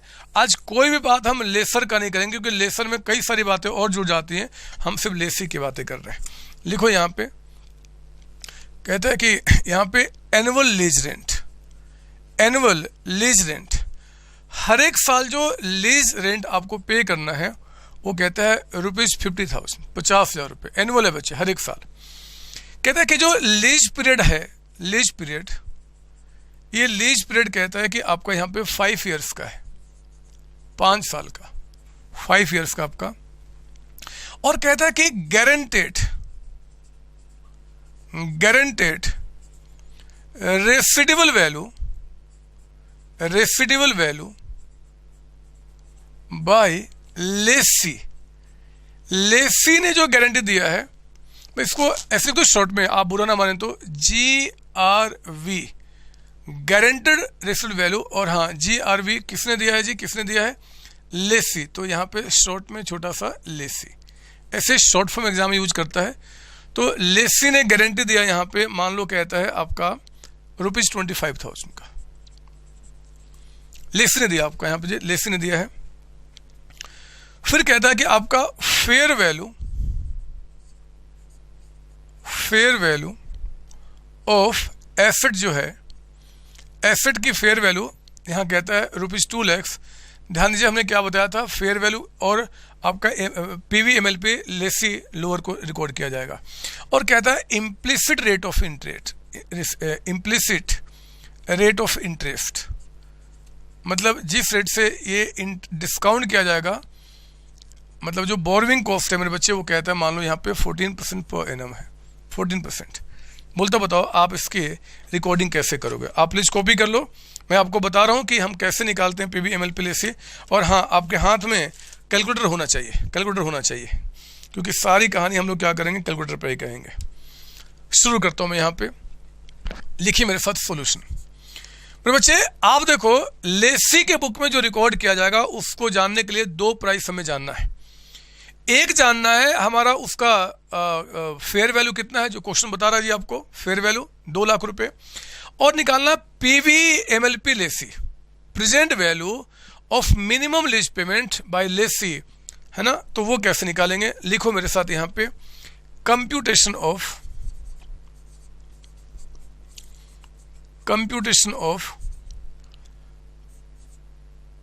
पीवी यानी कि present value of minimum lease payment MLP lessee. चलो आप छोटे बच्चे मानते हो, एक बार इसको लिख देता हूं फुल फॉर्म, यहां एक बार लिख देता हूं, ये प्रेजेंट वैल्यू, ये है आपका present value of minimum lease payment by lessee, है ना, बाय ना, सॉरी माफ कीजिए, बाय स्टैंड पॉइंट ऑफ, क्या लिखा, present value of minimum lease payment from standpoint of Lesi.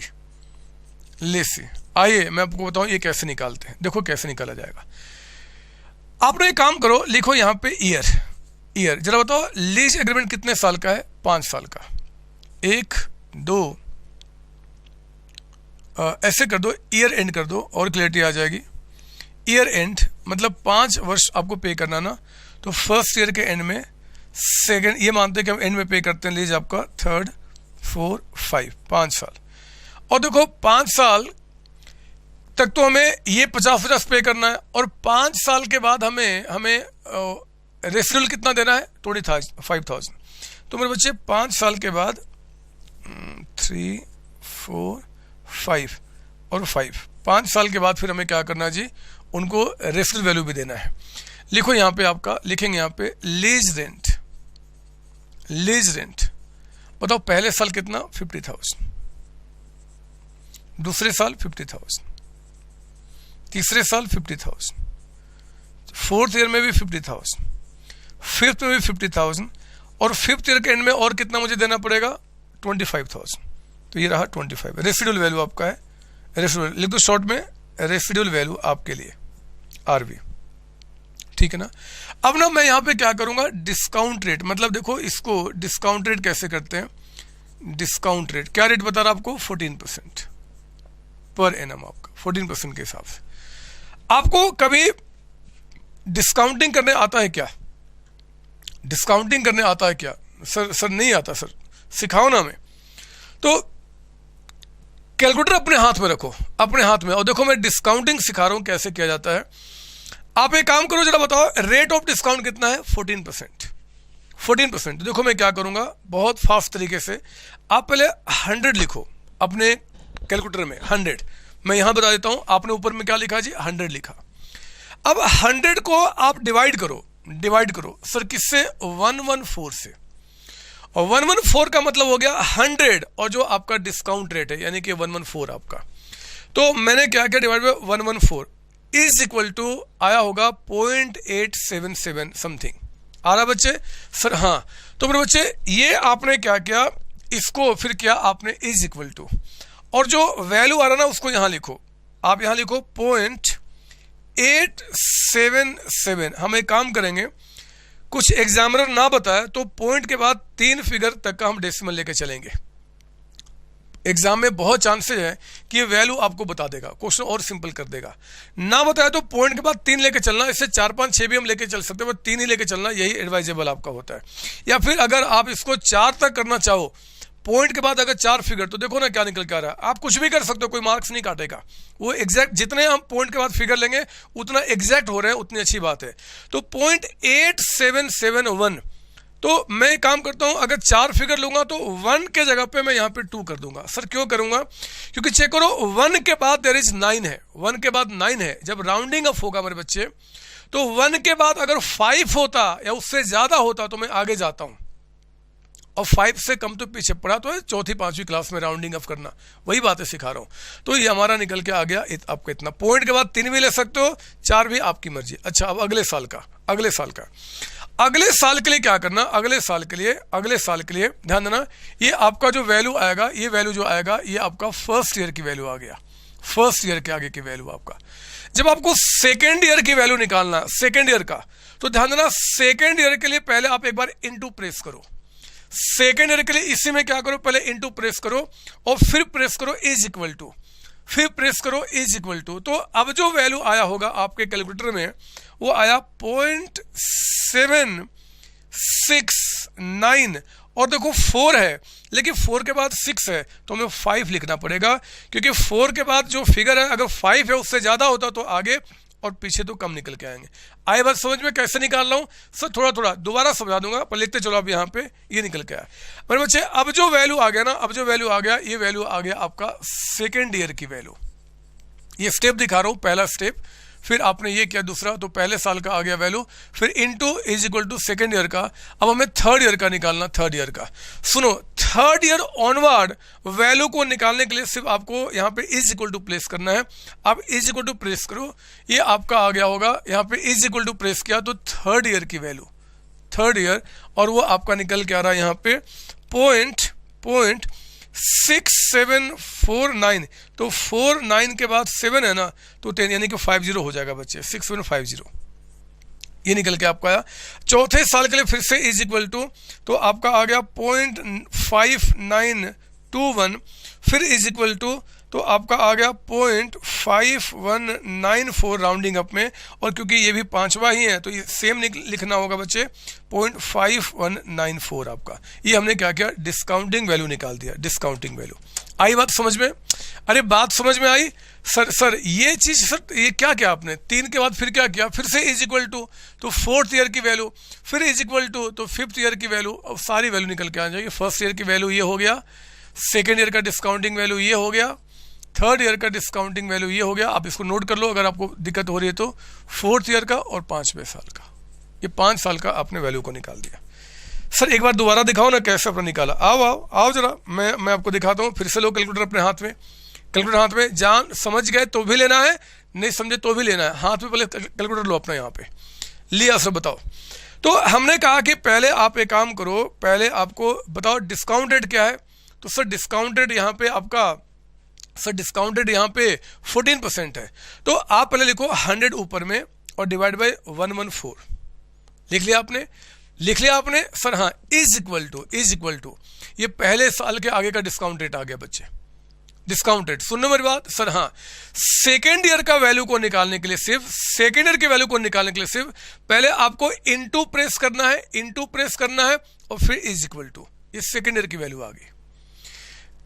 Third year onward जो वैल्यू निकालना है, अब इनटू प्रेस नहीं करना। थर्ड ईयर तो is equal to, third year का आ गया, 4 ईयर, 5, 6, 7, 8, 9, 10, 11, 12, जितने वर्षों का निकालना होगा प्रेस करना।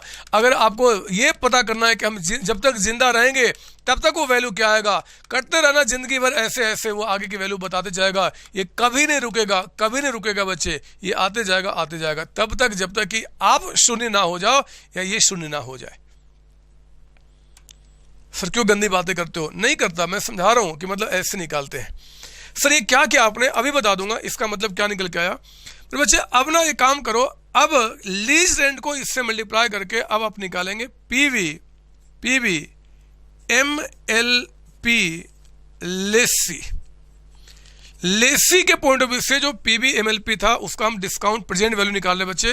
प्रेजेंट वैल्यू का मतलब होता है इंटरेस्ट को हटा के, सुना मेरी बात मैंने क्या बताया, प्रेजेंट वैल्यू का मतलब होता है इंटरेस्ट को एक्सक्लूड करके, इंटरेस्ट को हटा के हम वैल्यू निकाल रहे हैं कि आखिर कितना बचेगा, इंटरेस्ट हटा के। बताइए 50,000 मल्टीप्लाइड बाय 0.8772 कितना निकल के आ गया? सर ये आ गया 43860। यहां बताइए अगला 50,000 इंटू 0.7695, ये आपका आ गया 38475। तीसरा बताइए 50,000 इंटू 0.6750, यहाँ पे आपका आ गया 33,750 आपका। चौथा बताइए यहाँ पे 50,000 इंटू 0.5921, यहाँ पे हमारा आ गया 2929605। अगला आपका बताइए 50,000 मल्टीप्लाइड बाई 0.5194, यहाँ पे आ गया आपका 2597 आपका 0। और बच्चे लास्ट वाला 25,000 मल्टीप्लाइड बाई 0.51 94, तो ये भी आपका आ गया यहाँ पे 985। अब आप इनको ऐड करो, जरा बताओ कितना निकल के आ गया। 25970 प्लस 29605 प्लस यहाँ पे 33750 प्लस आपका 38475 प्लस यहाँ पे 43860। और बच्चे ये आ गया 1,84,645 की वैल्यू, ये निकल के आपका आ गया। तो लीजिए पीबी एमएलपी निकाल दिया। रिपीट कर रहा हूँ, पीबी एमएलपी का मतलब होता है, इसका मतलब होता है, लिख दो समझने के लिए, it means total lease rent excluding finance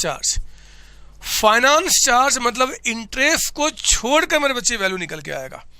ये एक तरीका होता है इंटरेस्ट को अलग करने का। ये जो है ना, ये सुनो जरा समझा दूं मैं, ये रिप्रेजेंट करता है कि 1 रुपए में इतना जो है वो प्रिंसिपल अमाउंट है, बाकी इंटरेस्ट रहा होगा। सेकेंड वाले में 1 रुपए में इतना आपका जो है वो आपका प्रिंसिपल अमाउंट है, बाकी इंटरेस्ट रहा होगा। तीसरे में इतना प्रिंसिपल अमाउंट है। तो सबका हमने प्रिंसिपल अमाउंट का रेशियो से मल्टीप्लाई किया तो प्रिंसिपल अमाउंट निकल के आ गया, मतलब उसका फाइनेंस चार्ज को हटाने के बाद का अमाउंट हमने निकाल दिया। ठीक है ना, आप प्लीज कॉपी कर लो। अब हमें वैल्यू निकालना है। बोलता बताओ वो वैल्यू क्या होगा जिसपे लेसी के बुक में रिकॉर्डिंग होगा, लेसी के बुक में। तो मैं एक काम करता हूँ, इसके लिए मैं इसको मिटाऊंगा यहाँ पे।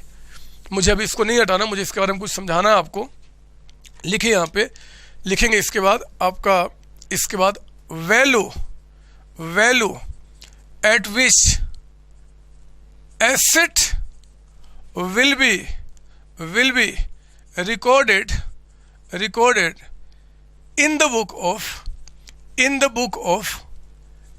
of lessee. मेरे बच्चे लेसी के बुक में वो कितने पर रिकॉर्ड होगा? तो ध्यान दीजिए, 2 चीजें हमने कहा था। ये लिया जाएगा आपका लोअर किसका जी? एक तो आपका फेयर वैल्यू का, फेयर वैल्यू जरा जल्दी से बताओ पढ़ के क्वेश्चन में, फेयर वैल्यू कितना है एसेट्स का? ये देखो 2 लाख रुपए, तो 2 lakhs आपका ये हो गया। और दूसरा हमने बोला था PB present value of MLP लेसी। बताइए पीबी एमएलपी लेसी कितना निकल के आया सर? 184,645। अब मुझे बताओ इन दोनों में से लोअर कौन सा दिख रहा है? ये दिख रहा है कि ये दिख रहा है? सर ये दिख रहा है। तो मेरे बच्चे वैल्यू हो जाएगा 184,645। इसी वैल्यू पे लेसी के बुक में रिकॉर्ड होगा, लेसी के बुक में इसी पे रिकॉर्ड होगा। सर वो कैसे रिकॉर्ड होगा? तो आइए मैं आपको एंट्री पे दिखा दूं। मैं इसको हटा देता हूं, इसकी रिक्वायरमेंट हमारी हो चुकी है। इसका रिकॉर्डिंग कैसे होगा लेसी के बुक में, आओ जरा हम वो भी देख लें। तो लिखो जरा मेरे साथ यहाँ पे जर्नल एंट्री। ये कब एंट्री दिखा रहा हूं? तो at the time of Inception of lease जब इंसेप्ट यानी कि जब स्टार्ट किया गया था उस समय क्या एंट्री बना होगा? मेरे बच्चे बताओ जरा, ये किसके बुक में बात कर रहे हैं जी? Entry in the book of lessee. Lessee कितने पे? तो एसेट्स का नाम बता रहा है क्या? नहीं सर। तो लिख दो यहाँ पे एसेट अकाउंट डेबिटेड, एसेट लिख दो, लीज एसेट्स लिख दो, आपकी मर्जी, एसेट अकाउंट डेबिटेड। और हाँ, ये एसेट्स कितने पर रिकॉर्ड किया जाएगा? 1,84,645। मुझे बताओ ये पैसा मैंने लेसर को दे दिया कि देना है? सर देना है। तो मेरे बच्चे यहाँ पे टू लेसर अकाउंट, हमें ये पैसा लेसर को अभी देना है आगे आने वाले वर्षों में। तो मैं क्या करूँगा? इस तरीके से रिकॉर्डिंग करूँगा। मतलब ध्यान दीजिए, यहाँ पे मेरे बच्चे ये जो एसेट भी होगा, ये एसेट हो गया जी लेसी का, ये एसेट हो गया ऑफ लेसी का एसेट हो गया। और ये आपका लायबिलिटी हो गया ऑफ लेसी। मतलब अगर हम बैलेंस शीट बनाएं तो एसेट साइड में इतना दिखाएंगे और लायबिलिटी साइड में इतना दिखाएंगे कि भैया लेसर को मुझे इतना पेमेंट करना है। जरा पढ़ना, जो मैंने आपको पीछे नोट लिखाया था, मेरे बच्चे अकाउंटिंग ट्रीटमेंट के अंदर में पॉइंट नंबर 1, जैसे कीजिए अकाउंटिंग ट्रीटमेंट के अंदर में पॉइंट नंबर 1 क्या लिखाया था? पढ़ो जरा point number 1। It should be recorded at lower of, it should be recorded, कहाँ रिकॉर्ड किया जाएगा? बैलेंस शीट में। क्या रिकॉर्ड किया जाएगा? तो वो एसेट्स के रूप में रिकॉर्ड किया जाएगा और लायबिलिटी के रूप में, क्योंकि ये हमारे पास एसेट्स है, इतना हमें पेमेंट करना है। आई बात समझ में? हाँ सर, हाँ सर, ये तो बात समझ में आ गई सर, सर ये तो बात समझ में आ गई। लेकिन सर एक बात बताऊं, बोलो ना, बोलो ना। क्या सर, अगर क्वेश्चन थोड़ा और अच्छा कराते ना सर, एक क्वेश्चन और करा देते आज की क्लास में सर, हमें मजा आ जाता सर, कसम से सर, कसम से। तो आप बताओ, इसको मिटा दो क्या? इसको मिटा दो, आप समझ गए इस बात को? सर हाँ, सर हाँ, समझ में आ गया, इसको मिटा दो सर। ना बच्चे ना, अभी नहीं मिटाऊंगा, अभी नहीं मिटाऊंगा, फिर तो मेरा काम ही खराब हो जाएगा। मेरी पूरी मेहनत जो मैंने अभी तक आपके साथ की है, वो सारा का सारा पानी फिर जाएगा।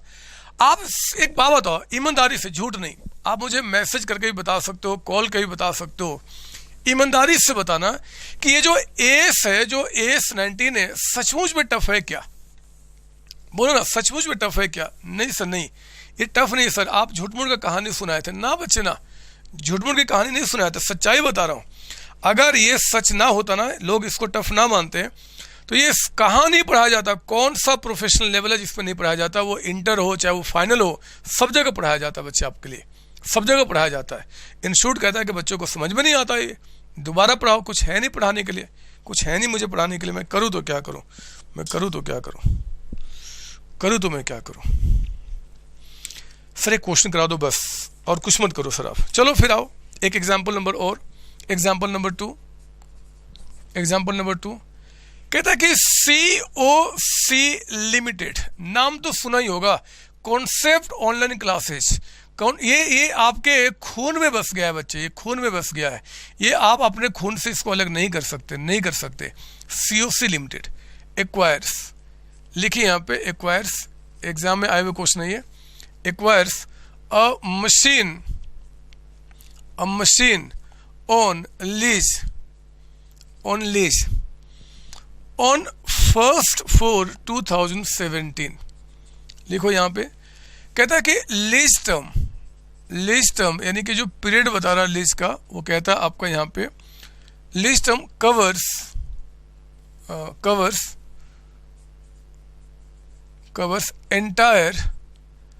एंटायर इकोनॉमिक लाइफ, क्या लिख दे रहा हूँ मैं, entire economic life of 3 years। अच्छा, 3 साल एसेट्स की लाइफ है, पूरे 3 साल कहता है कि इसमें कवर्ड आपका है लीज में, मतलब ये फाइनल स्टेज हो गया, ऐसे पता चल गया हमें। कहता है यहाँ पे कि COC लिमिटेड, ये लेसर है कि लेसी है? सर ये लेसी है, जिसने लीज पे लिया है। हैज ऑल्सो गिवन guaranteed या गारंटी फॉर रेसिडुअल वैल्यू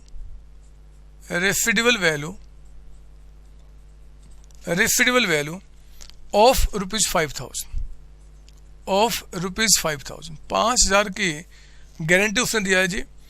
लेकिन कहता है हाउएवर लेसर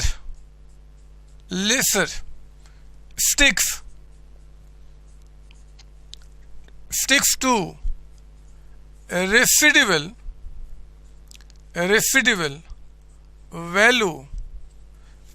value of ₹17,000।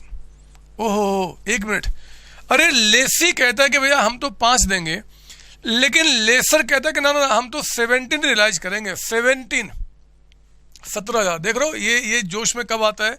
जब कहीं और से भी गारंटी उसको मिल जाती है, कहीं और से भी गारंटी मिल जाती है आपको यहाँ पे। ठीक है, आप बताओ लेसी के लिए जब बुक में रिकॉर्ड करना, जब आज जो हम सीख रहे हैं लेसी के लिए, जरा बताओ इसके लिए रेलिवेंट 5 होगा कि 17 होगा? बोलो ना, जब हम वैल्यू को निकालेंगे तो 5 या 17? सर 5 रेलिवेंट होगा, क्योंकि गारंटी जो थर्ड पार्टी ने दिया है, इससे इसको क्या मतलब है सर? इसके लिए मतलब होगा, लेकिन आज तो हम इसके रिकॉर्डिंग कर रहे हैं, ये यूजलेस इंफॉर्मेशन है आपके लिए।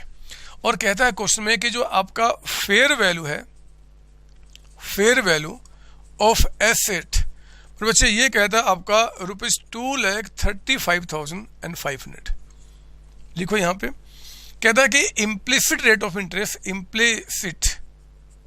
रेट ऑफ इंटरेस्ट, यानी कि डिस्काउंट रेट आपका हो गया, ये कहता है इस बार 16% है, 16%।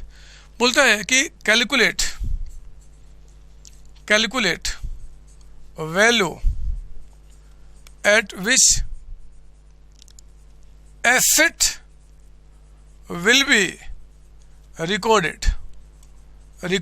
किसके बुक में? तो कहता है कि इन द बुक ऑफ लेसी। यहां पे कौन है? COC limited. नाम तो सुना ही होगा। तो फिर बच्चे इनके बुक में देखते हैं कि आपका कैसे रिकॉर्डिंग होगा। सुनो जरा कैसे होगा, लिखो मेरे साथ यहां पे सॉल्यूशन, लिखो जल्दी से। Computation of PV present value MLP लेसी। कंप्यूटेशन ऑफ PV MLP लेसी, आपका PV MLP लेसी क्या निकल के आएगा, है ना? तो जरा देखो ध्यान से कैसे हमने निकाला था बच्चे।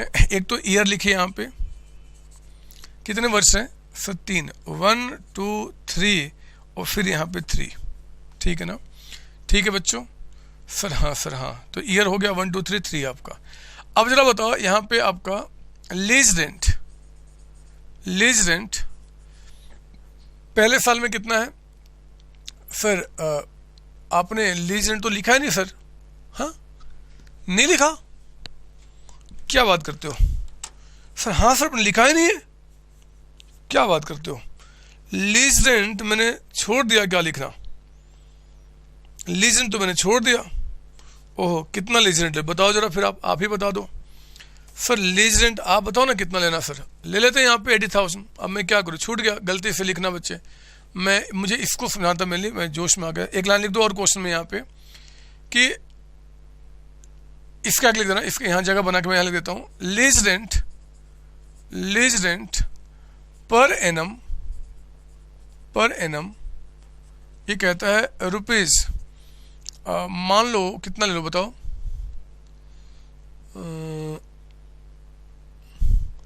80,000 जो होगा देख लेंगे। लिख दो 80,000 आपका, 80,000 रुपये का अमाउंट। हाँ ठीक है ना? आओ जरा देखते हो क्या होगा जी। पहले साल में लिखो यहाँ पे 80,000, दूसरे साल में लिखो 80,000, तीसरे साल में भी 80,000 एंड चौथे वर्ष में आप यहाँ तीसरे साल के एंड में स्क्रैप वैल्यू कितना? 5। मेरे बच्चे ये कोई काम का नहीं है क्वेश्चन में, यूजलेस इंफॉर्मेशन आपको कंफ्यूज करने के लिए। अब लिखो यहाँ पे discount rate at the rate of, क्या रेट चल रहा है क्वेश्चन में? 16%। आता है ना डिस्काउंट करने? जल्दी से इस पर फास्ट करूंगा।